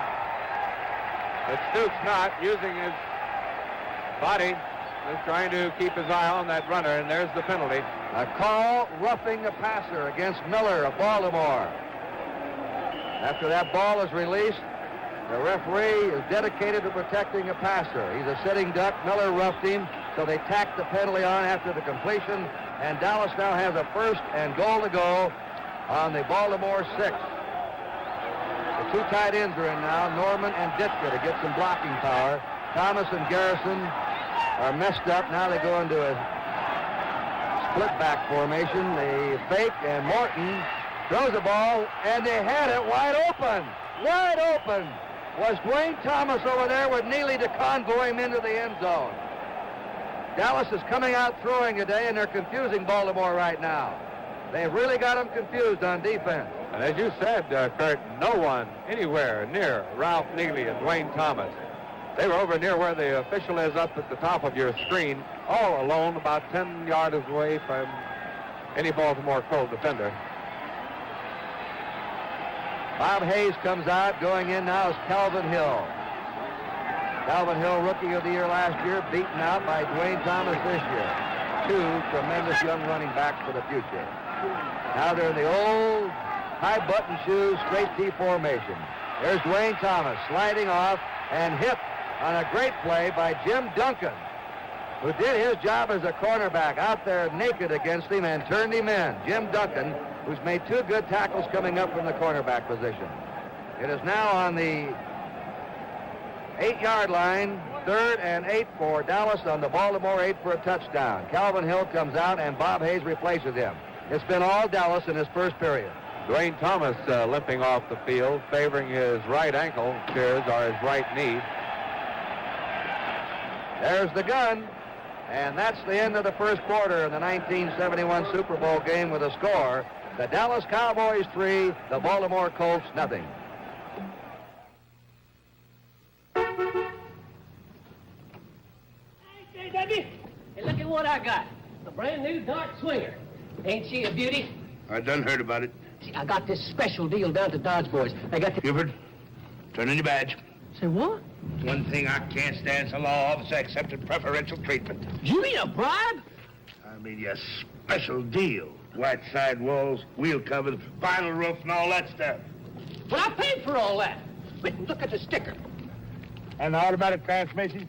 What about the automatic transmission? What did it cost you? Nothing. Give me the badge, Buford. That's part of the Swinger Automatic Special, JW. Special equipped Dodge Dart comes with the automatic transmission at no extra charge. Go ask them. Ask them your own self. You're entitled to one phone call. Well, now, The new Swinger Automatic Special. So great last year, we brought it back for seconds. See it at your Dodge dealer today. Much obliged, Dodge boys. Today's game is being played for the Vince Lombardi Trophy. Vince coached the very first Super Bowl winner. Those who knew him knew he hated to lose, but he couldn't beat cancer. Brian Piccolo, the gutsy Chicago Bear running back, gave everything he had, but cancer cut him down too. You know, scientists tell us that through research, we're close to beating this dread disease. The National Football League asked you for your help in making that victory come sooner. Send your contributions, whatever you can afford, to Super Bowl Cancer Fund, Box 800, Grand Central Station, New York, New York, 117. We owe it to Vince and Brian. This is Kurt Gowdy, Kyle Rote, Bill Ennis, second period. Dallas was a little confused, you saw, in their last formation. Rucker started off the field, went back. That might have bombed out that wide open play they had. Here's Morton. He's hit. He throws the ball, but a flag is down. In there on him is Billy Ray Smith, number 74. I think we'll get a grounding penalty. You rarely see it called, but I think that's what it'll be. If this is called, this is the first one we've seen this year, Kyle. And the official who called it was standing right behind Martin. Looked like Martin was trying to hit one of his linemen and then suddenly veered away and threw it into the ground. 15-yard penalty moves the ball back to the 23-yard line of Baltimore. That's intentionally grounding. Loss of a down, so the field goal team is on. And now Mike Clark, who kicked a 13-yard field goal with 5:32 to go in the first period, will try again. Dan Reeves will spot the ball for him on the Baltimore 30.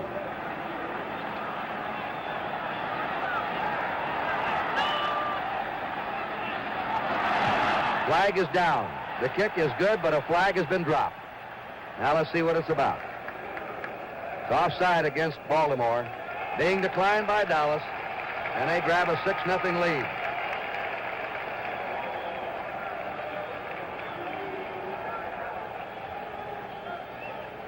Let's quickly go down to Bill Ennis. Kurt, on a series of plays a moment ago, Dwayne Thomas slightly twisted his right knee, but he has been running here at the bench. We checked with the trainer. He should be all right and should be back in action shortly. Back up to you. Thanks for that report, Bill. And just checking my running play-by-play sheet, Baltimore's deepest penetration has been to its own 44-yard line. Baltimore has not crossed the 50-yard line yet. There's Thomas.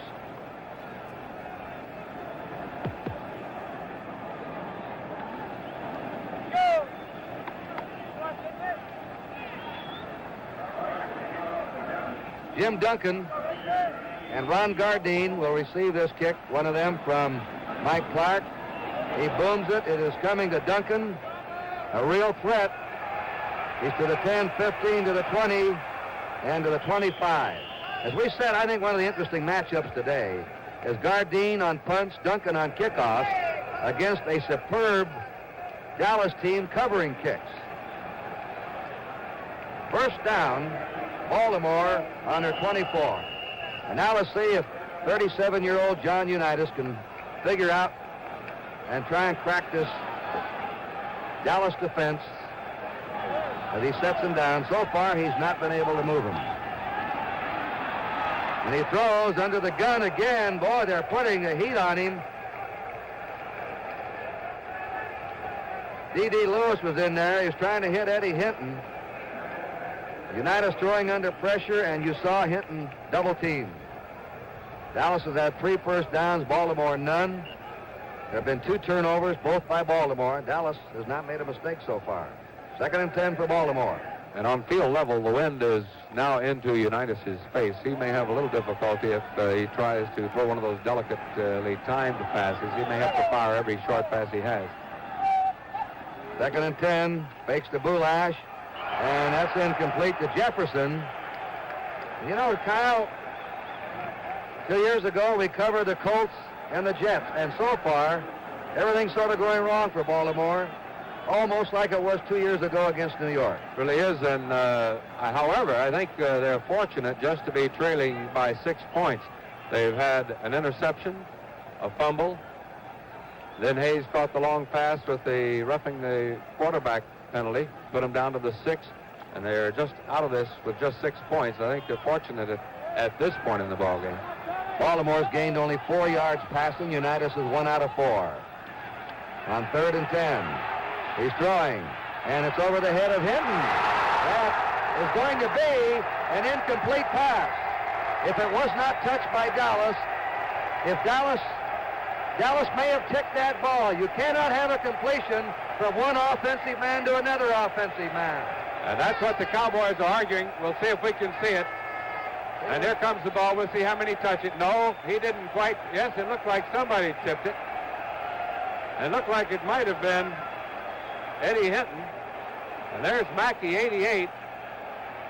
Well, we'll try another look. Here goes Mackey. We'll see if he touched it.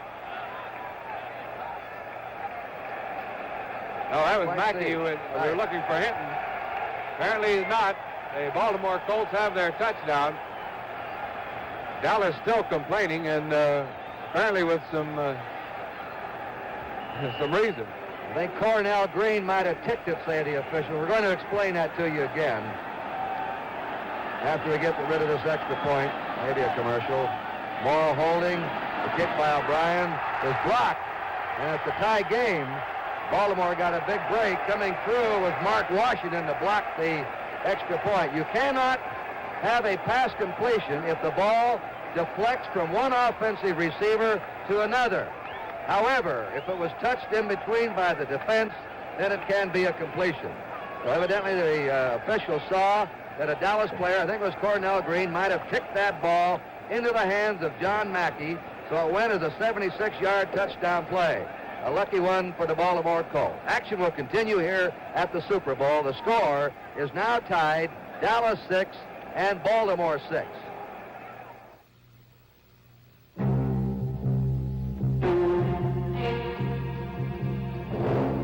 Tungsten steel, tough, hard.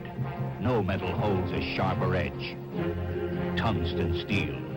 That's why Prasanna went to Sweden and worked with precision steel experts to develop a razor blade made of tungsten steel. No metal holds a sharper edge. Introducing the totally new Tungsten Tough Prasanna 74. The Prasanna 74. This is the sharpest, longest-lasting razor blade made. The tungsten blade means a smoother shave. Prasanna 74. Not just a coating, but a totally new blade steel. New Prasanna 74.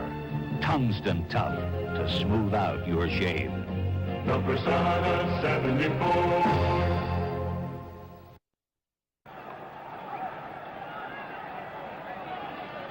Jim O'Brien now will kick off for Baltimore with Mark Washington back deep and Calvin Hill. The kick is coming.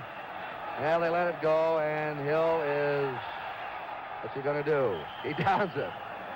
Here's this play again, Kyle. And we'll see. The ball was intended for Eddie Hinton or Mackey. We'll look and see if Cornell Green did touch it.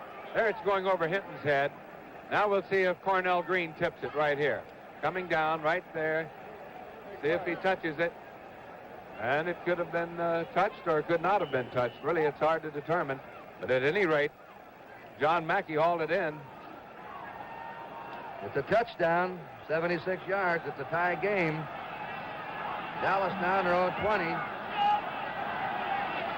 Greg Morton beating Thomas, and he is scissored by number 56, Ray May, who came in from his left linebacker position to make the hit on him. You know, it's been an odd thing.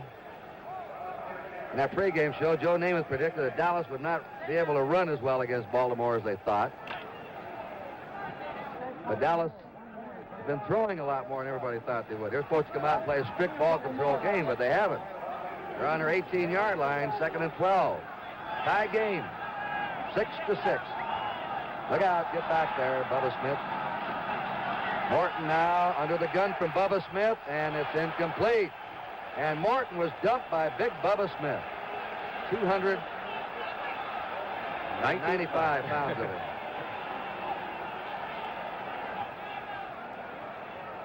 Tom Landry sending in a new play. And also with the tight end Norman going in, he's sending in Dan Reeves, his back. It is now 3rd down and 12. Morton now is 3 out of 8. Unitas is 2 out of 5. Dallas has controlled the ball in this game. They've controlled everything but one play.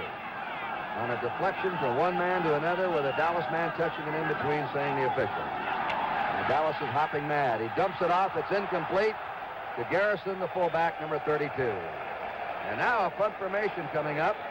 And after that touchdown strike by Baltimore and holding Dallas, let's see if Baltimore gets the momentum going. Ron Woodby will punt. Ron Gardine, the rookie from Arizona, will be back. Game tied 6-6. Greg Morton coming to the bench.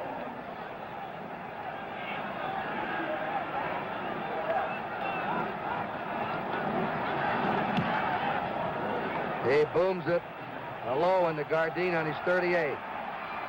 Look at that coverage by Mark Washington. He was really down there, pouncing on it. Mark Washington covering. Timeout. Action will continue here at the Super Bowl. The score is tied. Dallas 6, Baltimore 6. I'm John Cameron Swayze, reminding you that H&R Block will prepare, double-check, and guarantee your tax return starting as low as $5 and make sure you receive every legitimate deduction. This year, more than 8 million families will trust H&R Block. You should be one of them. Just look for this sign. There's no finer tax service in America.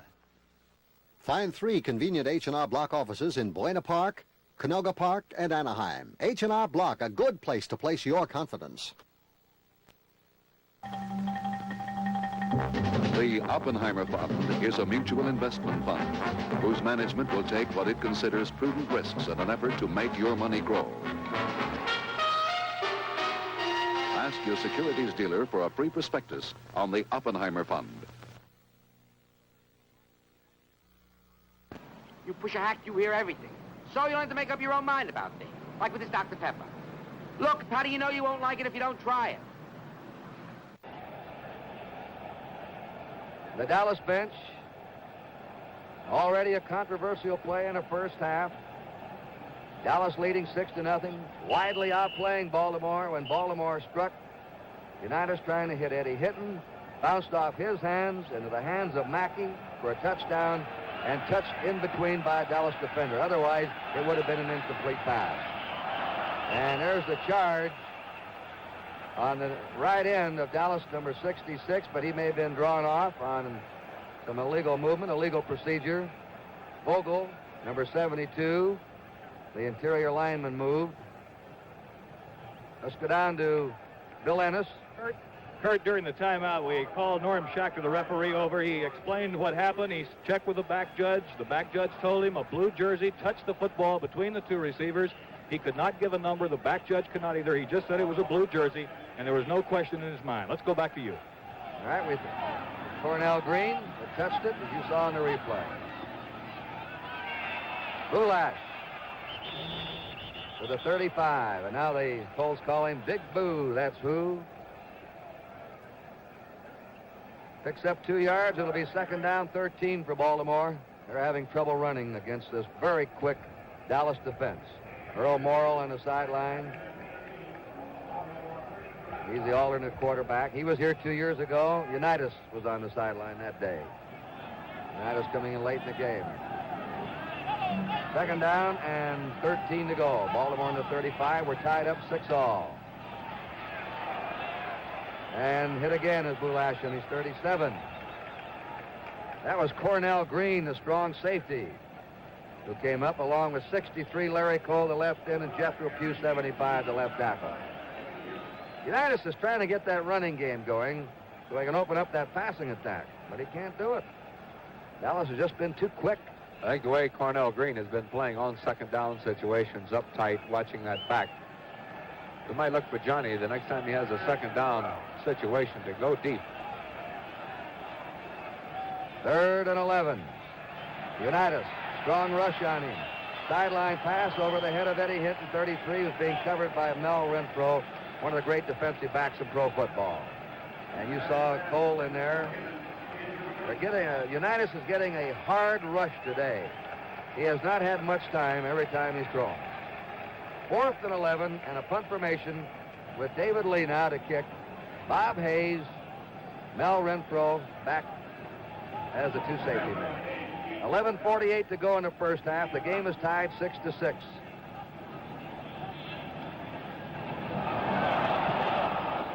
A low kick could get a return on this with Hayes on his 26 to the 30 and skips out of bounds on his 33-yard line. This 5th Super Bowl game being carried on 510 television stations, 720 radio outlets. Live television coverage via satellite to Hawaii, Puerto Rico, Mexico, the Virgin Islands, Costa Rica, and Canada. And the first telecast of a Super Bowl game to be seen via satellite on NBC's affiliate KENI Television in Anchorage, Alaska. And in Great Britain, they're going to watch a delayed report of this game. Maybe a little confused over there today in Great Britain. First down on the 33. Here's the pitch to Thomas. Thomas battles his way to his 35, and he's hit by Rick Volk, the safety man. We're going to pause briefly for station identification. This is the NBC television network. Inquiry with Sheriff Peter Pitchess at 5 on KNBC Los Angeles. Now we said that Baltimore is not running against Dallas, and neither is Dallas running against Baltimore. They've only had 30 yards rushing. The Colts have had only 12 rushing. Fake draw. The pass incomplete to Bob Hayes. Hit the turf. Morton on a play action, trying to make Baltimore think run and then pass. Fake to Garrison on the draw, and the pass was in front of Bob Hayes, who had curled into that zone open. And you can just see the pressure in a game like this. Both quarterbacks, Morton and Unitas, offline on a number of their passes, throwing it down into the ground, trying to make sure they guide that thing so well. They're holding on to the ball just a little too long, and it's taking it right down into this artificial turf. Morton is 3 out of 10. And on third down, it's off to Reeves. Reeves nearly dropped the ball, and he's stopped on his 34-yard line by Ray May and Mike Curtis, the two linebackers in there on him. So now it'll be 4th and 9, and Ron Woodby comes in. This is turning into a punting duel here in the first half with two very tough defenses. That's why they're both in the Super Bowl, because they have great defenses. To beat this Baltimore defense, you've got to beat their linebackers. Again, they are the key to it. Ron Gardine, the safety man. Flag goes down. A high kick. Gardine is calling for a fair catch on his 22-yard line. But a flag has been dropped. Offside against Dallas. Let's see what Baltimore wants to do. Wouldn't be surprised to see them have them kick it over. That's, we'll see. They may take. That was a 44-yard kick from scrimmage with no return, a very effective punt. 10 minutes, 17 seconds remaining in the first half. The game is tied 6-6. They're going to bring it back. A key point in this decision is that it is 4th down and about 7 to go, and with the penalty, of course, it'll bring it out to about 12, 13 yards to go. They looked over to McCaffrey, the Baltimore coach. He gave him the decision, accept the penalty. Now it's back on the 30-yard line. Dallas has run off twice as many plays as Baltimore. Once again, Ron Whitby, who in his senior year at Tennessee led the nation's college kickers in punting. And he boots this one away. Another beauty, fair catch called by Gardine. He already called for the catch on his 21-yard line. So by accepting the penalty, Baltimore lost a yard. Excellent kicking by Ron Whitby. Timeout. And action will continue here at the Super Bowl. The score is Dallas 6 and Baltimore 6.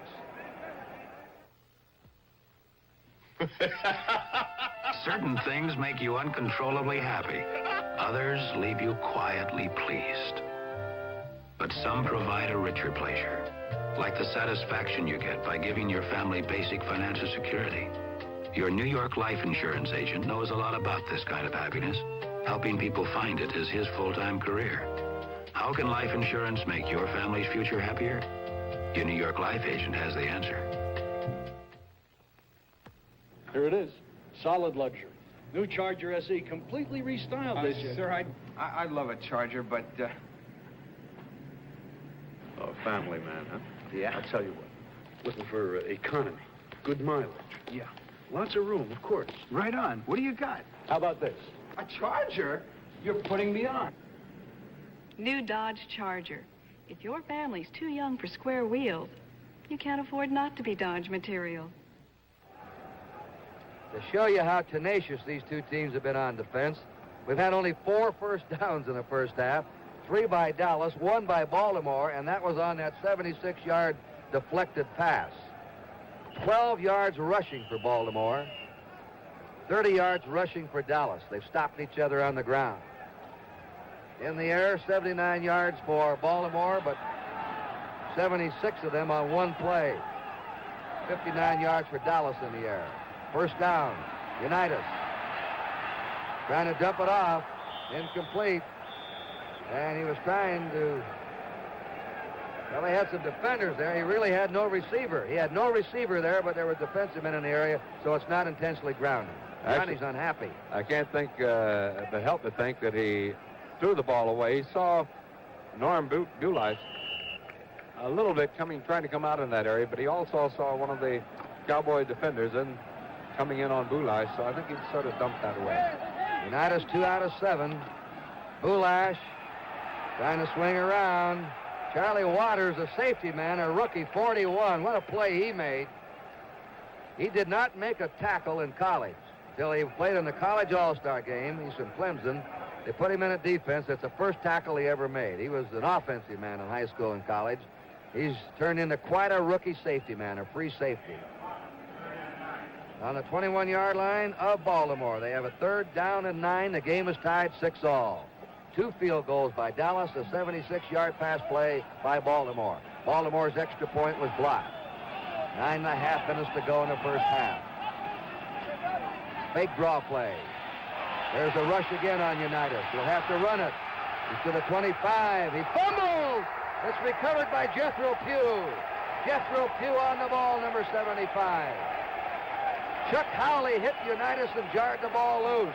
The 3rd turnover by Baltimore. 1 interception and 2 fumbles. And there's Unitas, and he was moving around and in pretty good shape. And number 66 coming in there, George Andre, put the immediate pressure on him. There's Howley hitting him, and as well as Jordan. And we're taking another look at this play with Johnny all alone. And here comes the pressure up the middle. Unitas trying to break away. And there's the hit. Jordan and Howley both hitting him. First down, Dallas in the Baltimore 29. Rucker in motion.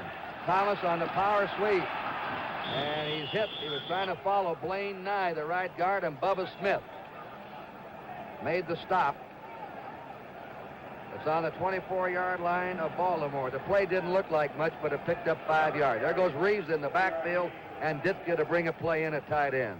One reason it went, they haven't really been able to get outside of Baltimore up until now. That time, however, Walt Garrison was able to hook Ted Hendricks, the outside linebacker, in. Able the runner to get outside, Thomas. That's Pettis Norman, who seems to be shaken up. Reeves now in the backfield. Hayes is spread to the left. 2nd down, 5 for Dallas. They're on the Baltimore 24. They're in a double wing setup. Rucker in motion.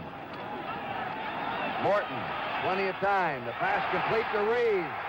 Reeves is out of bounds inside the 10.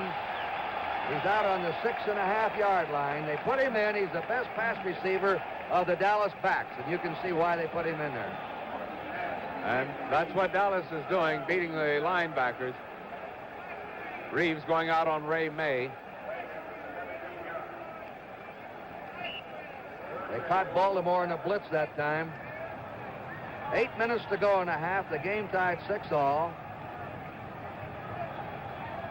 Rucker is spread to the right. 1st and goal to go for Dallas. Outside of one play, they have been the superior offensive team today. A fake. The pass to Thomas on the screen. They wipe him out, and Thomas is in for the touchdown. Dwayne Thomas, and he got a great block by the tight end, Pettis Norman. And some excellent faking in the backfield by Morton. And there it is, number 33, Dwayne Thomas. There's 20, Jerry Logan coming up. Stepped inside of Logan, just over the goal line. Dwayne Thomas, who used to be a blocking back. Can you imagine him a blocking back? He was a great one for Mercury Morris at West Texas State. And Mercury said today, how could they ever use him as a blocker? I should have been blocking for him. The kick by Clark. Good.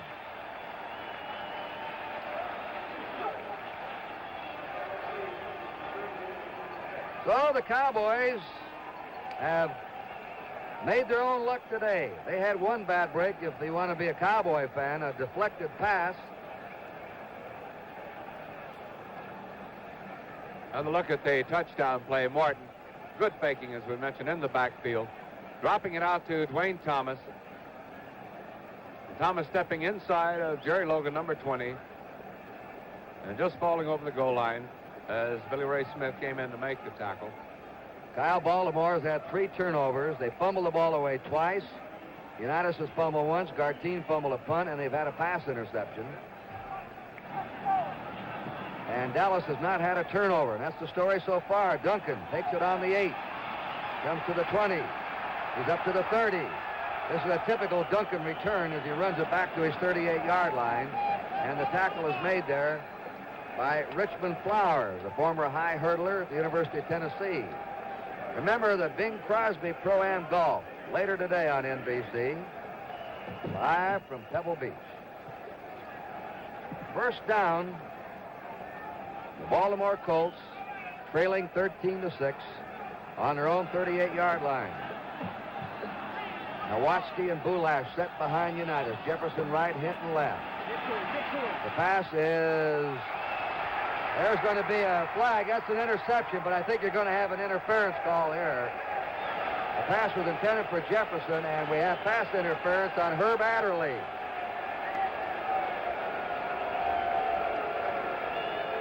Dallas is conscious to the outside on defense, and Baltimore's trying to curl their men to the inside.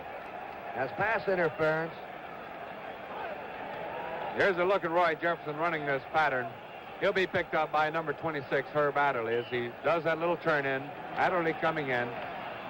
And the ball, before it got there, that was the contact the official was pointing out.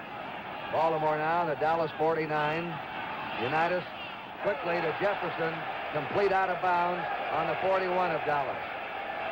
Adderley drove him out. This is third Super Bowl game for Adderley, 2 with Green Bay. He was unhappy up there, and they traded him to Dallas. Adderley is the type of cornerback that if you're a receiver, you regret catching the ball.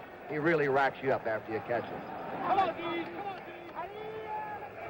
Second down, 2 to go.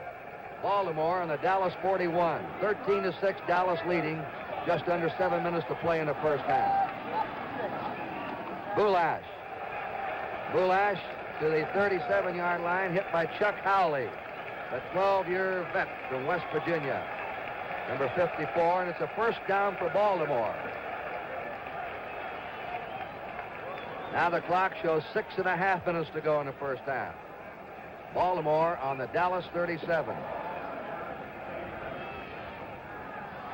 Outside of that 176-yard pass play, this is the first time that Baltimore has put on a drive and crossed the 50-yard line. Now Johnny Hughes seems to have them moving. Fakes to Bulash. He throws the ball deep to Hinton. It's intercepted.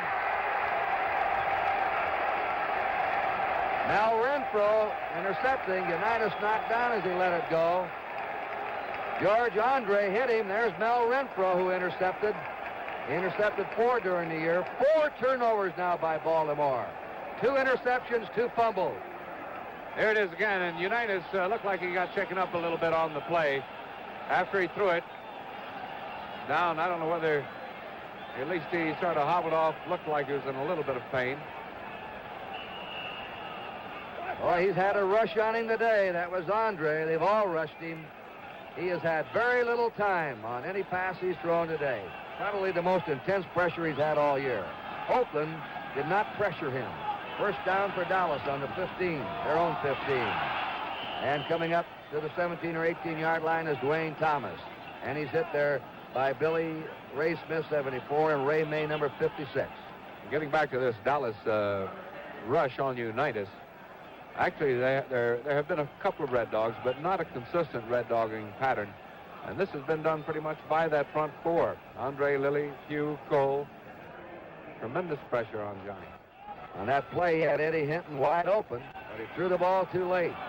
As he hit by Andre, let it go, and Renfro picked it off. It was too short. Thomas, or Garrison. This is Thomas running that sweep. Dwayne Thomas, Rick Boak, and number 32, Mike Curtis. And they'll spot the ball now on the 22-yard line of Dallas. They'll have a 3rd down and 3.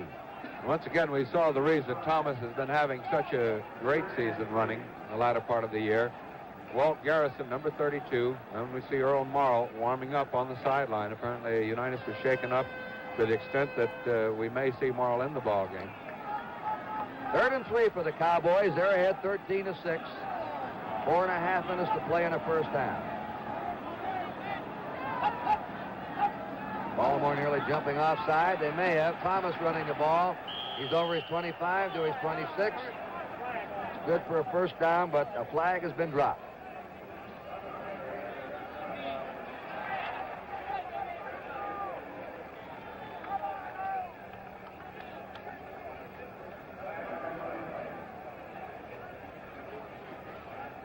Craig Morton, the captain on offense.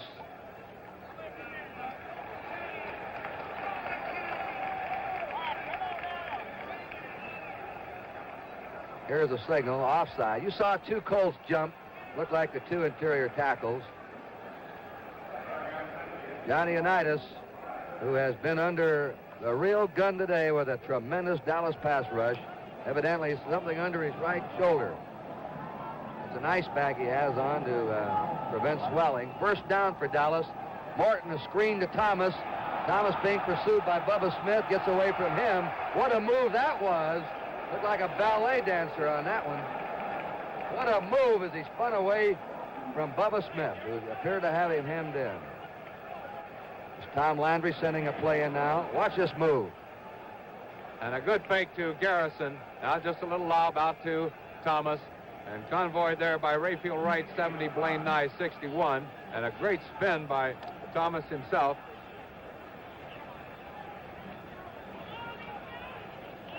That was a 6-yard gain. Thomas now has 20 yards on the ground. Garrison has 21. The Colts have gained only 17 yards rushing. Play action pass. And they screen it to Rucker, the flanker. Flag goes down. Rucker is ridden to the turf by number 21, Rick Volk. But they dropped the flag. Looks like we have pushing, offensive pushing. That was Bob Hayes. I think he had offensive pushing. Bob Hayes was the man that committed a foul. And they're talking now to Fred Miller, the defensive captain, number 76. Hayes was trying to aid his runner and committed the foul. And they're hurting Baltimore, Kyle, with those wide screens. They're hooking Ted Hendricks on some of these running plays. And then, of course, the wide screen. This offensive line of Dallas able to get out away from that line and out in front of that pass receiver on those little flat passes. Extremely mobile, extremely quick lineman. Ball is spotted on the Dallas 18-yard line. Offensive interference. That's 7 penalties against the Cowboys, 83 yards already. Baltimore's had only 2 penalties. On the 18-yard line, it'll be 2nd down and 19. Dallas leading 13-6. 3.5 minutes to play in the half. A release to Reeves. Reeves, who's come in to do a fine job of spot performing today, is out on the 29-yard line of Dallas, driven out by the safety man, Jerry Logan. And Martin showing a great deal of patience, great deal of discipline, not trying to fight that zone. Early in the ball game, he went up a couple of times. Dennis Norman brings the new play in. 3rd and 8 for Dallas. 2 field goals.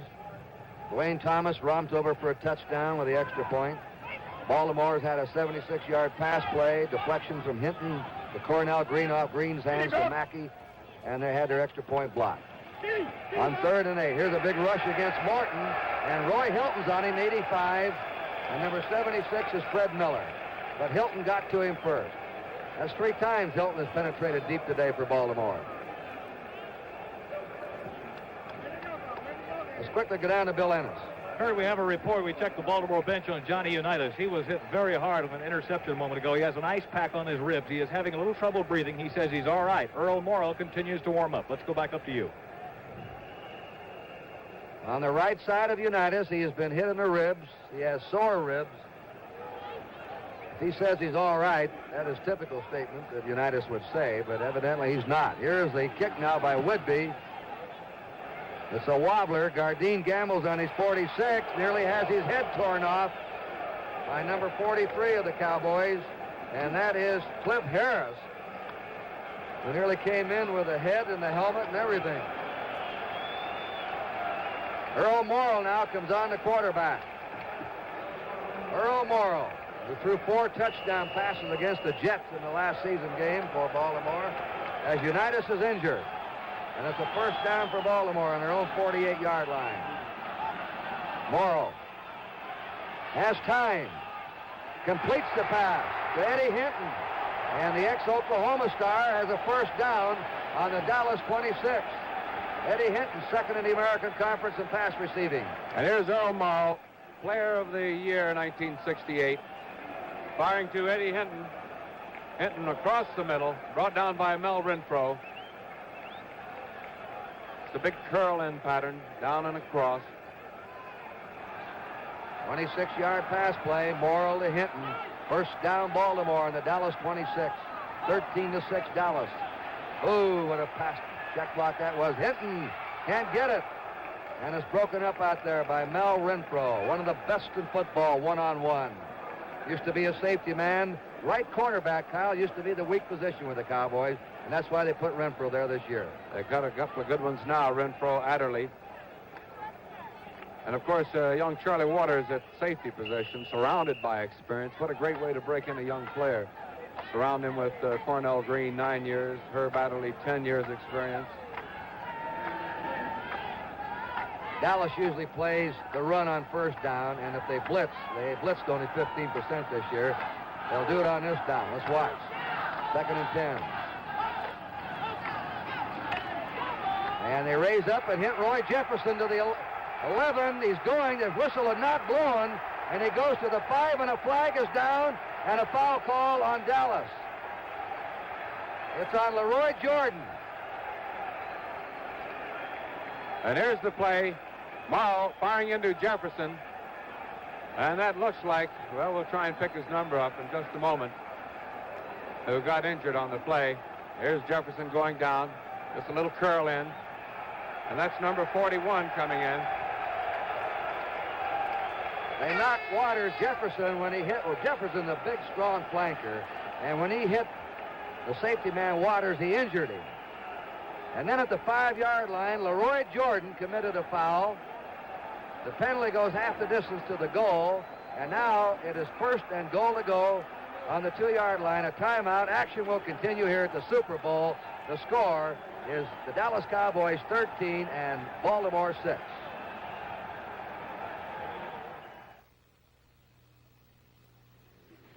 For some reason, people think all airlines are the same. They're not. Several airlines bought 747s. But TWA built the first 747 terminal. TWA was the first airline to give you private customs and immigration facilities. Most other airlines still share. Only TWA gives you a choice of 2 movies on every movie flight. At busier airports, we moved our departures to 15 minutes before the hour. So thousands of our passengers beat the crowds every day. For years, the coach passenger has helped pay our bills. We're paying him back with a whole new coach service on TWA ambassador flights. Whether you're flying in the United States or around the world, it pays to spend your money carefully. All airlines are not the same.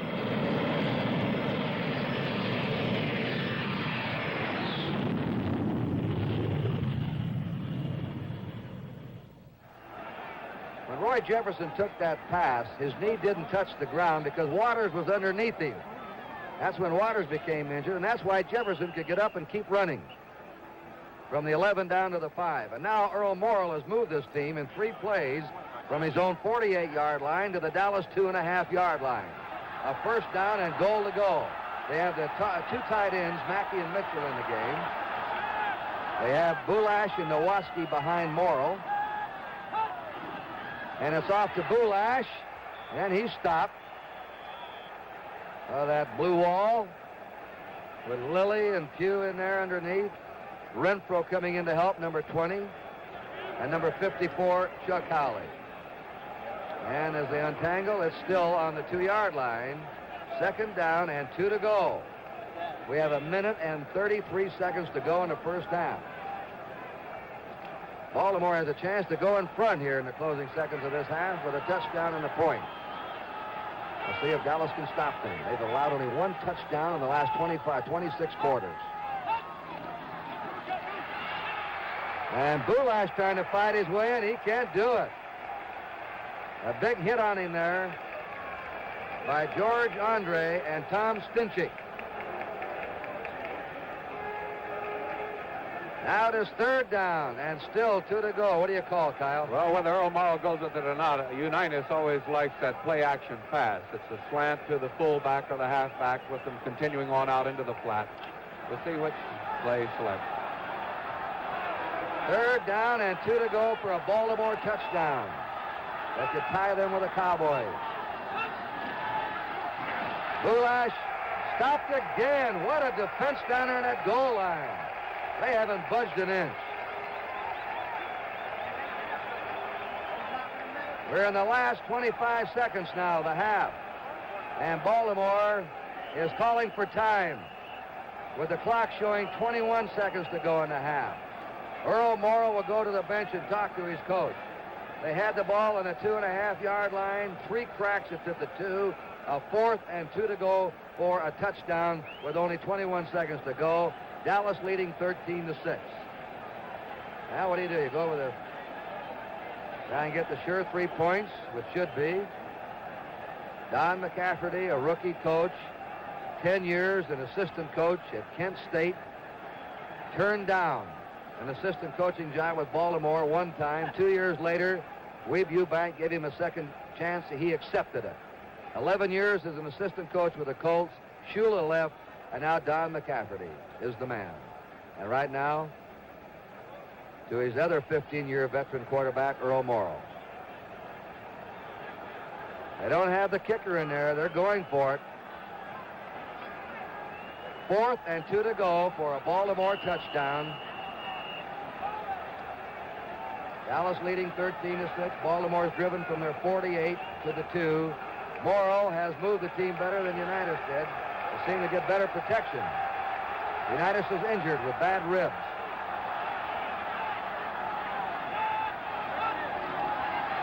They're going to pass for it. They shoot it out, and it's incomplete.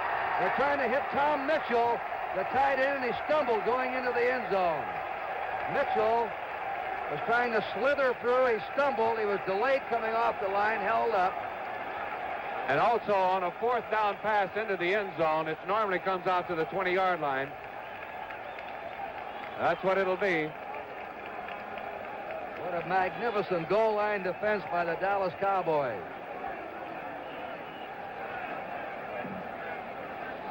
Mitchell trying to fight his way through that line on a fake running play, trying to fake the block and slip on through. But the linebackers just chucked him up in there. He couldn't get out. 16 seconds to go. Morton to Garrison to the 22. The tackle made by number 74, Billy Ray Smith and Mike Curtis. And the clock will move out now. This will wind up the first half. And we've had an excellent first half here. Baltimore turned the ball over 4 times, and they couldn't score on the 2-yard line with 4 cracks. So Dallas, at the end of the first half of the 1971 Super Bowl game, the score, the Dallas Cowboys 13 and the Baltimore Colts 6. Lots of credit cards are good in your hometown. The American Express card is good worldwide.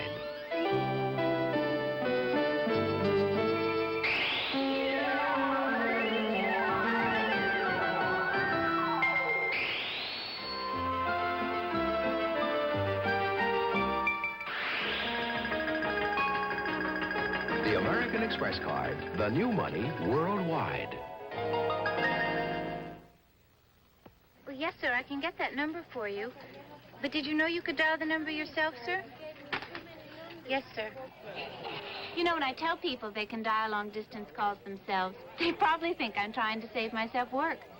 But actually, I'm trying to save them money. On a 3-minute coast-to-coast call, you can save from 25 to 40 cents if you dial the call yourself. So whenever you make a long-distance call, dial it yourself. On most out-of-state calls from your home or office, you'll save. We'll have halftime activities from the 1971 Super Bowl game after this pause for station identification. It's guys like Rowan and Martin that make the Lone Ranger wear a mask. When I put on a red pantsuit and my husband doesn't notice, that's bad. So I watch my calories. That's good. There's only 2 calories in a big, bubbly 8-ounce glass of Fresca. No sugar, no cyclamates. It's an honest-to-goodness diet soft drink. I like Fresca. Let's go to the Tropicana in Las Vegas, where Harrison Frank presents the winners. Clothing brands that put you way ahead in quality, value, fashion. Botany 500 clothing, Steinblock clothes, Austin Leeds hand-shaped suits, Christian Dior clothing. At Harrison Frank, you choose from the greatest clothing selection in the West. You'll find exactly the style that suits your personality, your particular taste. When you buy your clothing at Harrison Frank, you never gamble. You always pick a winner.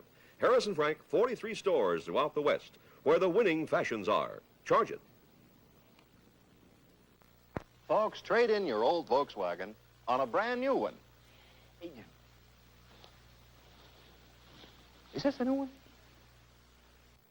Which Way, America, today at 5:30.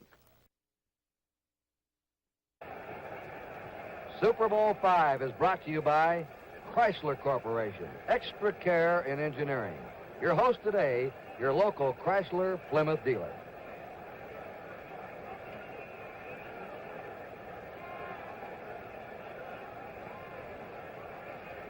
Okay. Everything all right? From Cape Girardeau, Missouri now, the Southeast Missouri State College proudly presents its Golden Eagle Marching Band. The director is Leroy Mason, and their formation is joined by the South Dade High School Marching Group. So here we are with Dallas leading 13-6 at halftime, and let's watch the entertainment.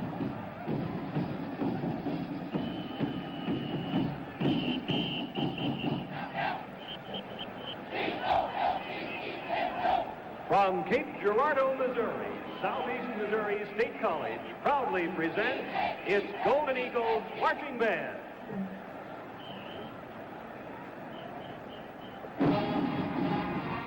The state of Missouri celebrates 150 years of statehood during 1971. And it is the wish of all Missourians to invite their fellow Americans to capture a glimpse of history and enjoy the beauty of the great outdoors in the Show Me State during this sesquicentennial year. The Golden Eagles begin their show today by forming a symbol of all of our United States. From coast to coast, the National Football League, like our great nation of 50 states, stands strong and united today. This year marks the completion of its first 50 years of competition, and the league has grown to 26 teams, divided into the National and American Football Conferences. Here is a Golden Eagle salute to both conferences.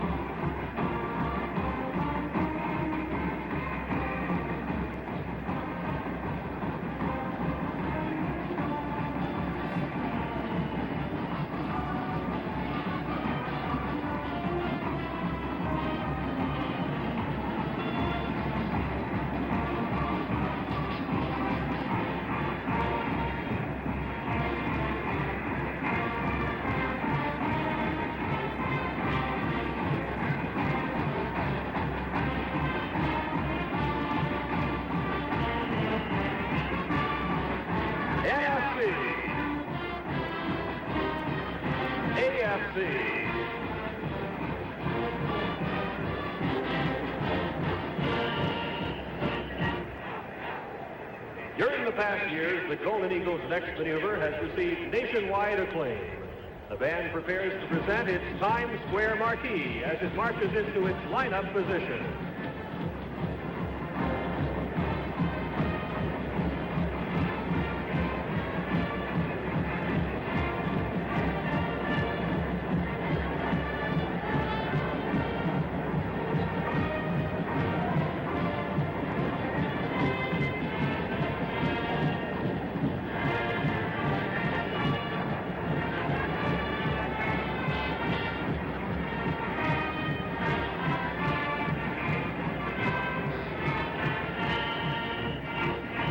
We invite you to watch the intricate maneuver made famous by the Golden Eagles as they salute the winner of this Super Bowl game today with letters floating endlessly across the field.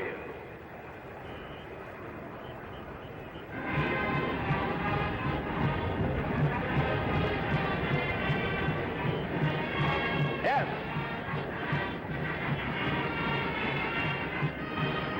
U.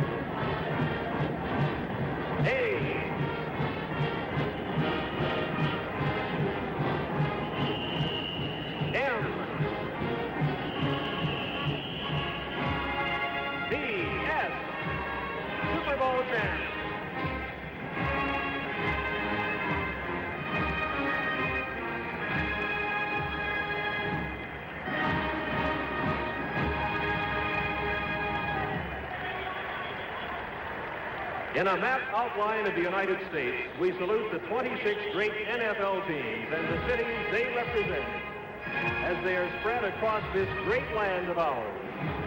In the territory of the original 13 colonies, we find in the north, close by the Statue of Liberty, the New York Giants and the New York Jets. Near the roaring Niagara Falls, the Buffalo Bills. And in the city of the famous Tea Party, the Boston Patriots. In our cradle of liberty, the Philadelphia Eagles. And in the land of the Minutemen, the American Conference champion Baltimore Colts. In our national capital, the Washington Redskins. And in the deep south, the Atlanta Falcons. Within the Florida Purchase, the old Northwest Territory, and along the Great Lakes and the waterways of the great Mississippi Valley, we find among the orange groves and sandy beaches, the Miami Dolphins. Along the Mississippi and Ohio River steamboat country, the St. Louis Cardinals and the Cincinnati Bengals. At the junction of the overland trails and stagecoach routes, the Kansas City Chiefs. Along the Great Lakes, our industrial cities and their teams, the Detroit Lions, the Cleveland Browns, the Chicago Bears, and the Pittsburgh Steelers.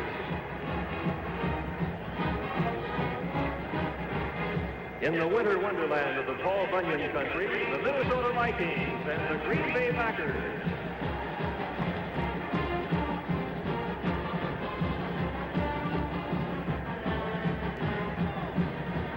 And way down yonder at the mouth of the mighty Mississippi, in the birthplace of jazz, the New Orleans Saints.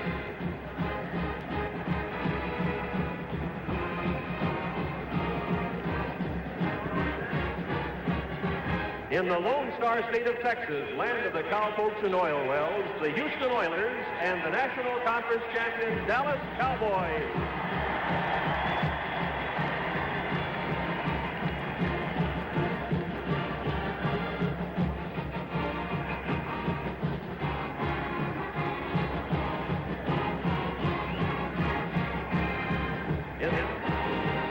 In the far west, near the majestic peaks of the Rocky Mountains and in a winter sports playground, we have the Denver Broncos.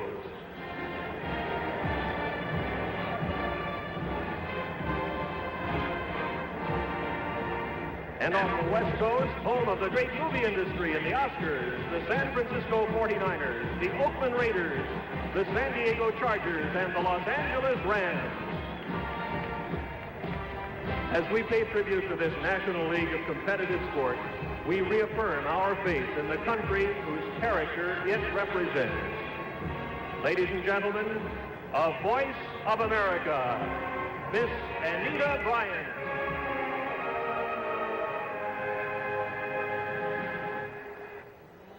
Mine eyes have seen the glory of the coming of the Lord. He is trampling out the vintage where the grapes of wrath are stored. He hath loosed the faithful lightning of his terrible swift sword. His truth is marching on.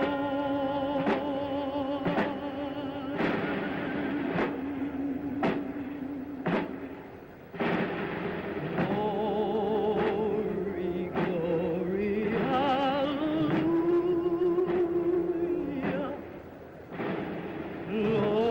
Glory, glory, hallelujah. Glory, glory, hallelujah. His truth is marching on. He has sounded forth the trumpets that shall never call retreat. He is sifting out the hearts of men before his judgment seat. Oh, be swift, my soul, to answer him. He jubile at my feet while God is marching on. Glory, glory, hallelujah. Glory, glory, hallelujah. Glory, glory, hallelujah. His truth is marching on.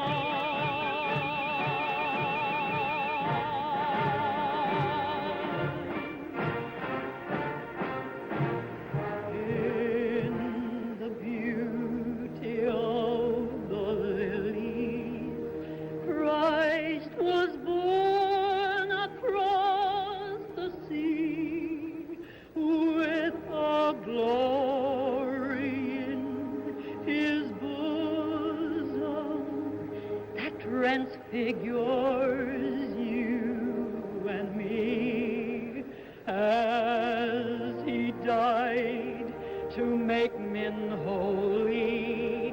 Let us die to make men free while God is marching on. Glory, glory, hallelujah. Glory, glory, hallelujah. Glory, glory, hallelujah. His truth is marching on. Glory, glory, hallelujah. Glory, glory, hallelujah. Glory, glory, hallelujah. His truth is marching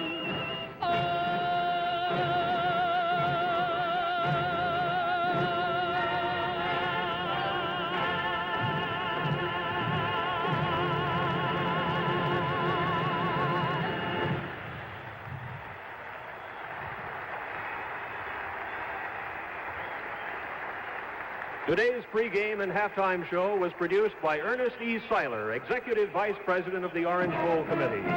Our cast was the Southeast Missouri State College Band. to the field. We're 13-6, Dallas here at halftime. We've got the official statistics for the first half. Each team had 6 first downs. Baltimore had the most offensive yardage, most of them on one play, a 76-yard pass play, 154 yards to 135 yards for Dallas. In rushing, Baltimore only 19 yards rushing, 49 for Dallas. In passing, Baltimore 135 to 86. We have a wrong statistic here. The turnovers are the key to the first half. 2 interceptions by Dallas, and Baltimore's fumbled the ball away twice. They have here only 1 fumble, but Gardine fumbled a punt away and Unitas fumbled. Dallas has not had a turnover. They have played mistake-free ball, and of course the big ending of the half when Baltimore had the ball on the Dallas 2-yard line with a 1st and goal to go and couldn't punch it in. Well, as you point out, it really has been a matter of turnovers. Baltimore has stopped the Dallas running game, I would say, fairly well. 49 yards is holding that particular running offense pretty good.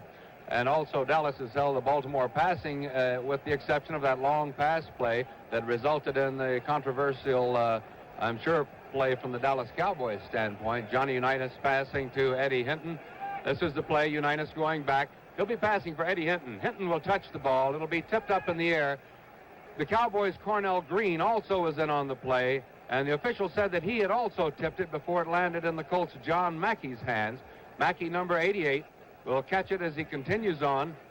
And there's Mackey just about ready to haul it in, and this was the long touchdown play that the Dallas Cowboys, I'm sure, were quite concerned about as to whether it was actually tipped by their Cornell Green or not.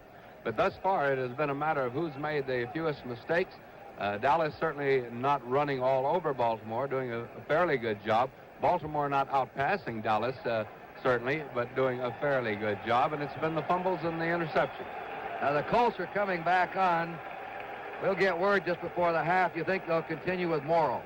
I think so. If Johnny's not able to play, it's just a matter of whether he is physically able to or not. I know if he is, I think they will go back with Unitas. We're going to take a look now at Dwayne Thomas's touchdown run. This is after the Dallas Cowboys had scooped up Johnny Unitas' fumble. And here's Morton now feeding Thomas. And this is just a little dump pass off to the right. Good blocking out in front. And this will be number 20, Volk, coming in, I think, to try to make the tackle. And just misses as he goes across. Billy Ray Smith makes the tackle. Well, the score is Dallas 13 and Baltimore 6 as we get ready for the second half kickoff of the 1971 Super Bowl game. When your company orders a copier from 3M, we want you to receive the copier that's going to do your business the most good. For example, we have a compact desktop unit, ideal for a few copies a day. On the other hand, there's a copier that's completely automatic, from feeding originals to sorting copies into sets. We also have a machine that features continuous stream feeding of originals, and a new high-speed copier that creates sharp, black-on-white copies on ordinary bond weight paper.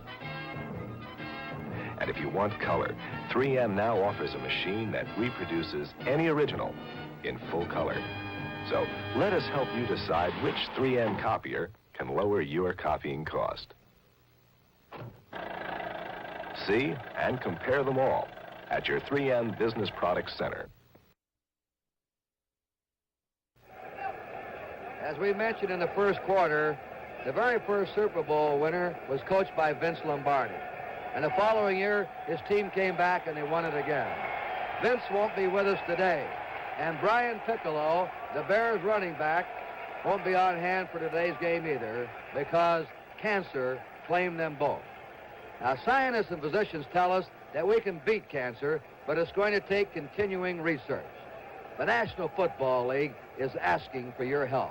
Please, send $1 or $10 or whatever you can to Super Bowl Cancer Fund, Box 800, Grand Central Station, New York, New York, zip code 117.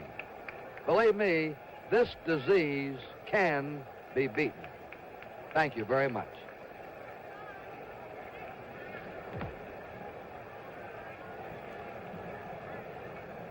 There's Tom Landry. Kyle, you played with Tom Landry. Tell us about him. Well, you know, a lot of people, I think, have the wrong impression of Tom because he's so serious usually.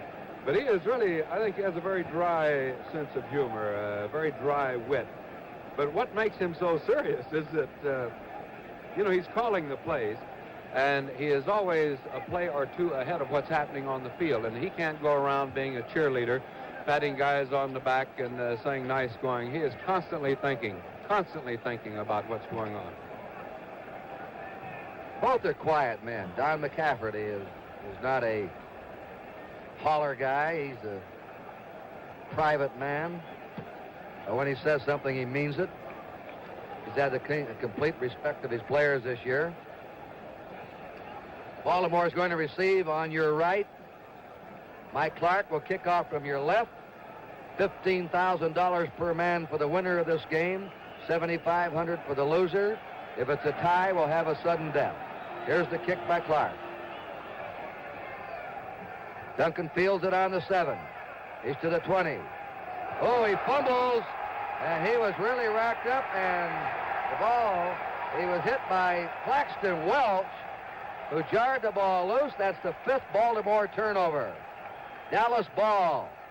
Jarring tackling today by the Cowboys. They've now jarred 3 men loose from the ball. They've had 2 interceptions. It's a first down for Dallas on the Baltimore 31. And remember in the Super Bowl here 2 years ago, New York Jet leading 7-0. Baltimore got the ball at the start of the second half, and Tom Matty fumbled it away. Here now, the Cowboys out, first down on the Baltimore 31. Dwayne Thomas to the 25 and to the 23-yard line before he's hit there by Ray May. If my records are correct, that's a 3rd fumble for Baltimore to go along with 2 intercepted passes. That's 5 big turnovers. Dallas has been able to convert only 2 field goals on 2 of them, and then the 1 touchdown. Dwayne Thomas in the first half at 23 yards on the ground. He now has 30. Coming back on a delay is Garrison for a first down to the Baltimore 15. And he's hit by Ray May again with help from Mike Curtis. Dallas ball. They smell blood now. They have a first down on the Baltimore 15 in the opening of the second half. Morton is the quarterback. Dwayne Thomas and Walt Garrison the running backs. Reggie Rucker flanks to the right and Bob Hayes to the left. Pennis Norman is the tight end. Thomas is dropped by number 83, Ted Hendricks, and number 74, Billy Ray Smith. It's on the 13-yard line of Baltimore. It's 2nd down and 8. Going off is Hendricks, and coming on to replace him is Bob Grant, number 51. Hendricks was injured on that last play, the outside right linebacker. 2nd down, 8. Dallas Cowboys in the Baltimore 13. Garrison cutting back, and he's to the 7-yard line. As you saw the cutback when he saw the daylight inside. Ray May hit him again, the 3rd tackle in a row, and Ted Hendricks returns to the game as an outside linebacker, replacing Bob Grant. It'll now be 3rd down and 2 to go for a first down for Dallas.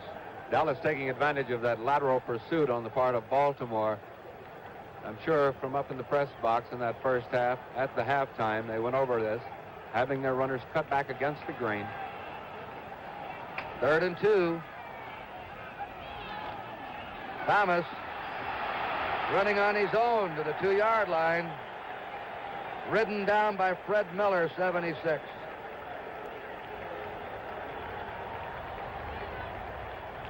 There's another look at it, as you would look at it from the end zone. Brought down by Fred Miller, and Miller, I think, giving him the tackle from the angle in which he was pursuing him, gained another yard for Dallas. Calvin Hill comes in now. Reggie Rucker goes out. Garrison stays in. And they're going into their... They'll have Thomas and Hill with the 2 tight ends. The old standard T. They give it to Thomas. And Thomas trying to spin to that goal line. And he's in. Wait a minute, he fumbled at the goal line. He fumbled right at the goal line. And Dallas is unhappy now. He lost the ball as he spun back toward the goal line. That's the first turnover for Dallas, and it cost him 6 points. Greg Morton letting the officials have it as he comes off. On the half-yard line, Baltimore's ball. They'll have to get it out of here or clear it out. If they had been scored on, they were in serious trouble early in the second half. They're still in trouble. Nowatzki out to his 3-yard line as Earl Morrill's trying to get some running room. Here's the fumble, Kyle. That fumble again. And as they're driving in, this is Thomas trying to spin around. And there goes the ball down. And it looked like Billy Ray Smith, 74, recovered it. Or Mike Curtis, one of the two in that pileup. Second down, 8 to go. Baltimore on their 3-yard line. They're trailing 13-6. Boulash trying to find an opening. He just can't get any running room today. The big rookie from TCU who's going to get married next Saturday. Now down to Bill Ennis. Let's quickly go down to Bill Ennis. Kurt, Earl Morrill is the quarterback. As you know, Johnny Unitas has not come back out on the field. Right now, we understand from the Baltimore bench, he is having his ribs x-rayed, and it is not known at this time whether he will be back or not. But right now, this ball game is in the hands of Earl Morrill. Back up to you. We'd say it would be doubtful. Unitas said in the first half, we said earlier, I'm all right, but he really got a crack from George Andre. It damaged those ribs. Very painful condition. Third down now and 4. Baltimore on their 7-yard line. And roaring through goes Norm Boulash out to his 14. A first down for the Colts. Boulash. Interesting story about him. Watch this blocking. Curry going off to his left. Wrestler making the little short trap, number 62. And Boulash right between. Just a short trap. The left guard and the center. And Boulash leaves the game. He's replaced by Sam Haverlack, number 17. First down, Baltimore in their 14. Now they've got some operating room. Earl Morrow, pump faking. Fires to Hinton. Hinton can't get it. And defending there with him was Mel Renfro, right on him like a piece of adhesive tape. Second down, 10. A lot of bumping going on downfield, but of course Renfro can do that until that ball is put in the air, and he'd given Hinton a pretty good chuck as he came down about 10 yards. And Hinton, of course, was slowed down by that contact, trying to fight his way out to the sideline. Renfro plays his receiver tighter than Adderley does. Adderley usually plays loose. Second down, 10. Baltimore on their own 14-yard line. Dallas leading 13-6 in the third period.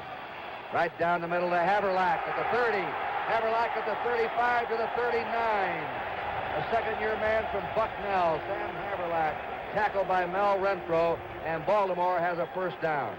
Put it on their 40. And as you can see, Baltimore doesn't lose much efficiency when they change quarterbacks. Earl Morrill, who led the Colts into the Super Bowl 2 years ago, certainly effective in this drive. His coach, McCafferty, when asked if anything happened to Unitas, he said, I don't worry. I've got a great quarterback behind him. Earl Morrill. First down, Baltimore on their 40. A draw play to Nowatzki. Nowatzki striding to his 46-yard line.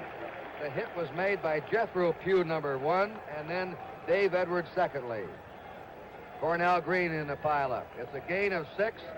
Second down, 4 to go, and this drive started at the Baltimore half-yard line. And a smart call by Morrill. He's trying to cut down that tremendous charge by the Cowboy front four. Lilly, Pugh, Cole, Andre, trying to give them an off-speed play.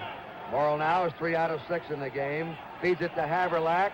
Haverlack's to his 48-yard line. Dave Edwards, the outside left linebacker of Auburn, an 8-year man, brought him down. The Dallas linebackers are not big. They're among the smallest in pro football, but they're very, very quick. Third down, and a foot to go. Don McCafferty brings Eddie Hinton out. Haverlack comes out. Now they want some power in there. The extra tight end's gone in. And Bulash is back in. On the 49-yard line of Baltimore, 3rd and a foot. And he's at the 50. Looks like he has the first down, Bulash. We pause briefly for station identification. This is the NBC television network.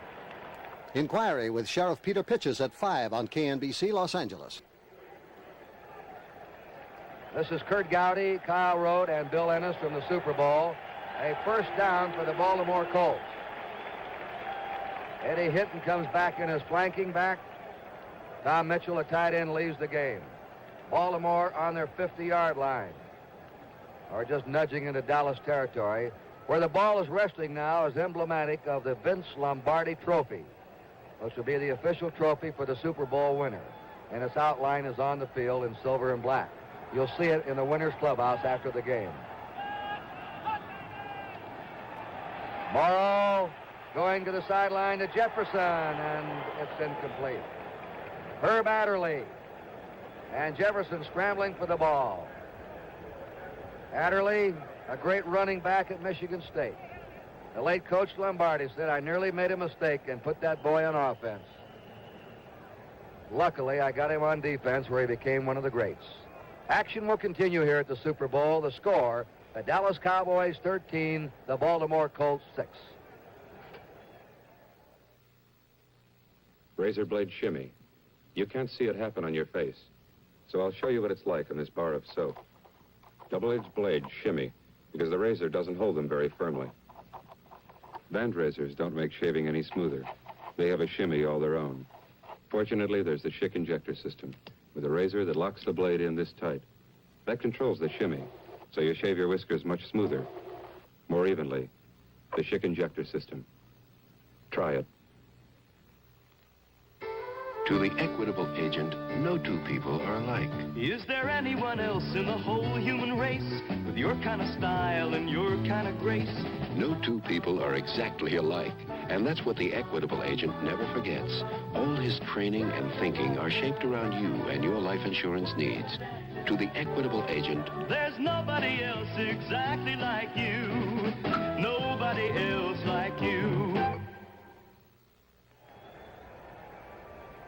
2nd and long for Baltimore, so 2 extra linebackers go in, D.D. Lewis and Tom Stinchik for Dallas, and an extra secondary man, Mark Washington. Edwards and Howley leave the game, and we'll have a 3-man rush. Pugh went out as the lineman. 3 men up front now.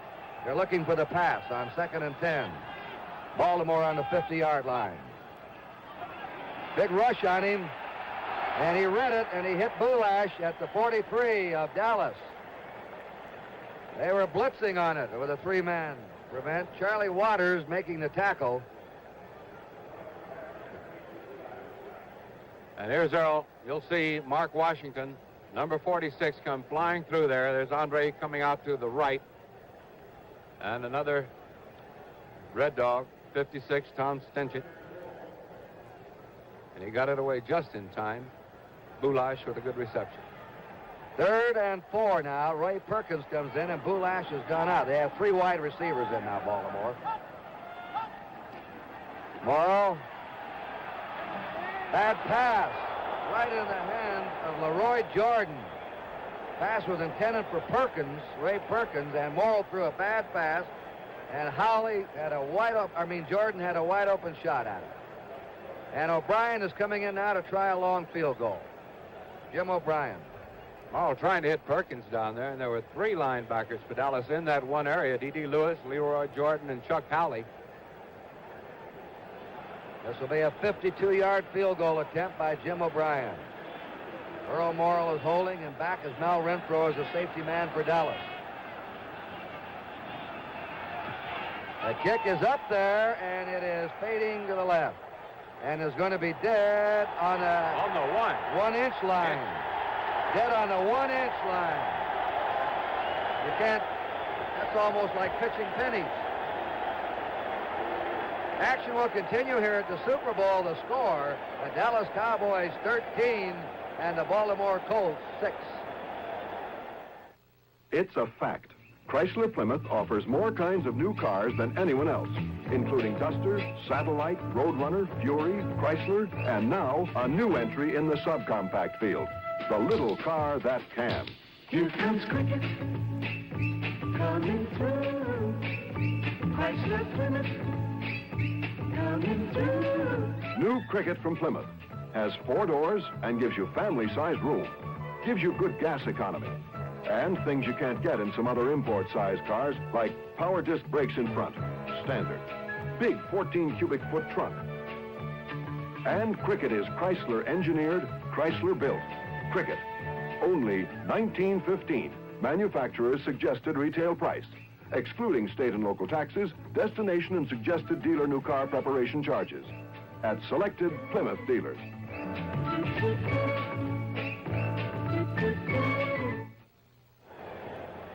On that kick by O'Brien, looked like Mel Renfro blew it. He thought the ball was going in the end zone. He could have picked the ball up on the 1 or 2 yard line and maybe run it back 15 or 20 yards, Kyle. And they had it on the Baltimore 6-inch line a moment ago. Now they're on their 1-inch line. So now Dallas is pinned back against their own goal line as Craig Morton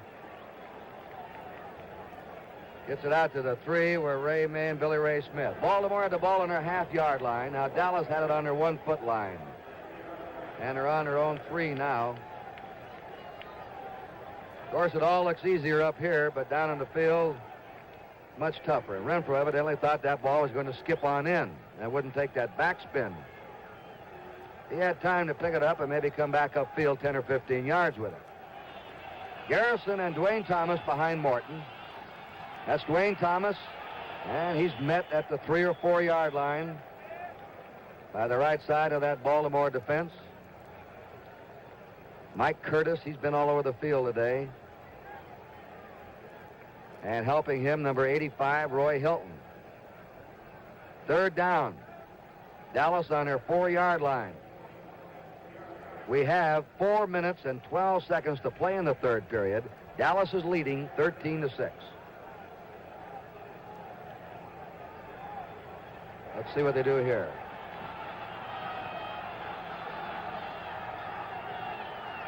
They put Reggie Rucker in motion, the flanker. They stop the play at the 3.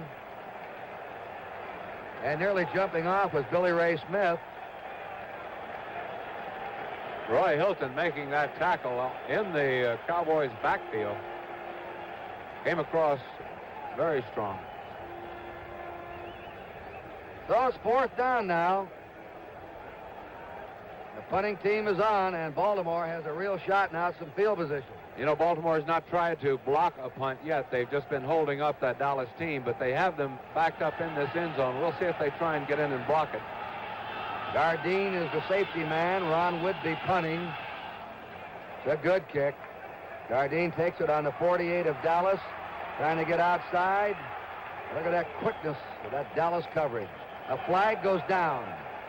A flag went down, and I believe a clipping has been called. Might be clipping against Jack Maitland, I think. Maitland clipped, and that'll cost them 15 and put them back in their own territory. Those are the penalties that coaches gnaw their teeth over.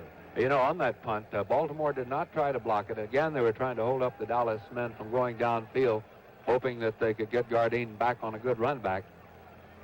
And then with the clipping penalty, they lost another 15 yards.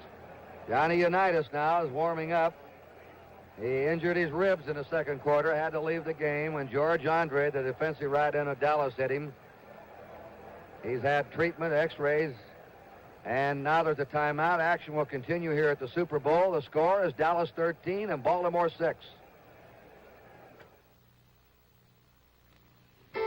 To the equitable agent, no 2 people are alike. Is there anyone else in the whole human race with your kind of style and your kind of grace?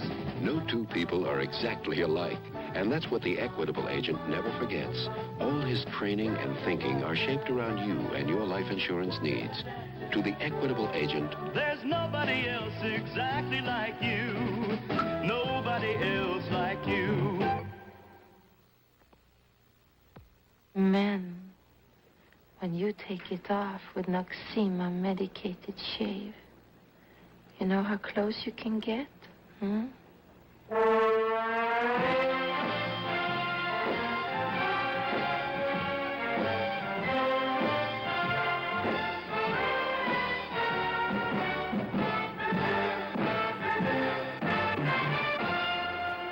This close. They have X-ray facilities right here in the Orange Bowl. Unitas took preventive X-rays at the halftime to be sure he had nothing broken. He has damaged ribs, but maybe he'll be back in. 1st and 10 for Baltimore on their 39-yard line. They're trailing 13-6. They give the ball to Nowatzki. Nowatzki hit right along the line of scrimmage. Coming up was Herb Adderley, a deadly tackler on the outside to dump him. Let's go down to Bill Ennis.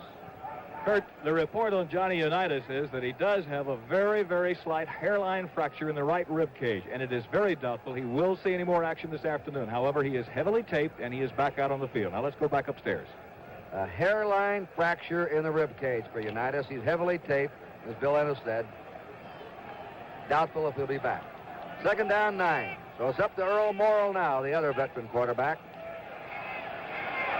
Morrill is going deep. He's got Nowatzki wide open. Nowatzki at the 15. Right down the middle, and he had him wide open as he came out of the backfield. And here we'll take a look at it. That's Bulash, 36 in the backfield, staying in. Nowatzki circled around his left end, right down in the open. Looked like 54 Howley, 55 Jordan. Someone missed picking him up. There's Adderley coming in. Adderley saved the touchdown. And now it's 1st and 10 for Baltimore and the Dallas 15. The score is the Cowboys 13, the Colts 6. A minute and a half to go in the 3rd period. Morrill to Bulash. Bulash to the 12 of Dallas. Met there by Larry Cole first. Waters came up from the safety position, and Leroy Jordan and Dave Edwards. Dallas, a quick pursuing team, gang tackling. Morrill has now completed 5 out of 10 today for 127 yards. Baltimore has a lead in 1st down. Baltimore's moved the ball better this half than they did the 1st half. Unitas was 3 out of 9 before he left. Greg Morton is at 8 out of 16. 2nd down, 7 to go. The Colts on the Cowboy 12.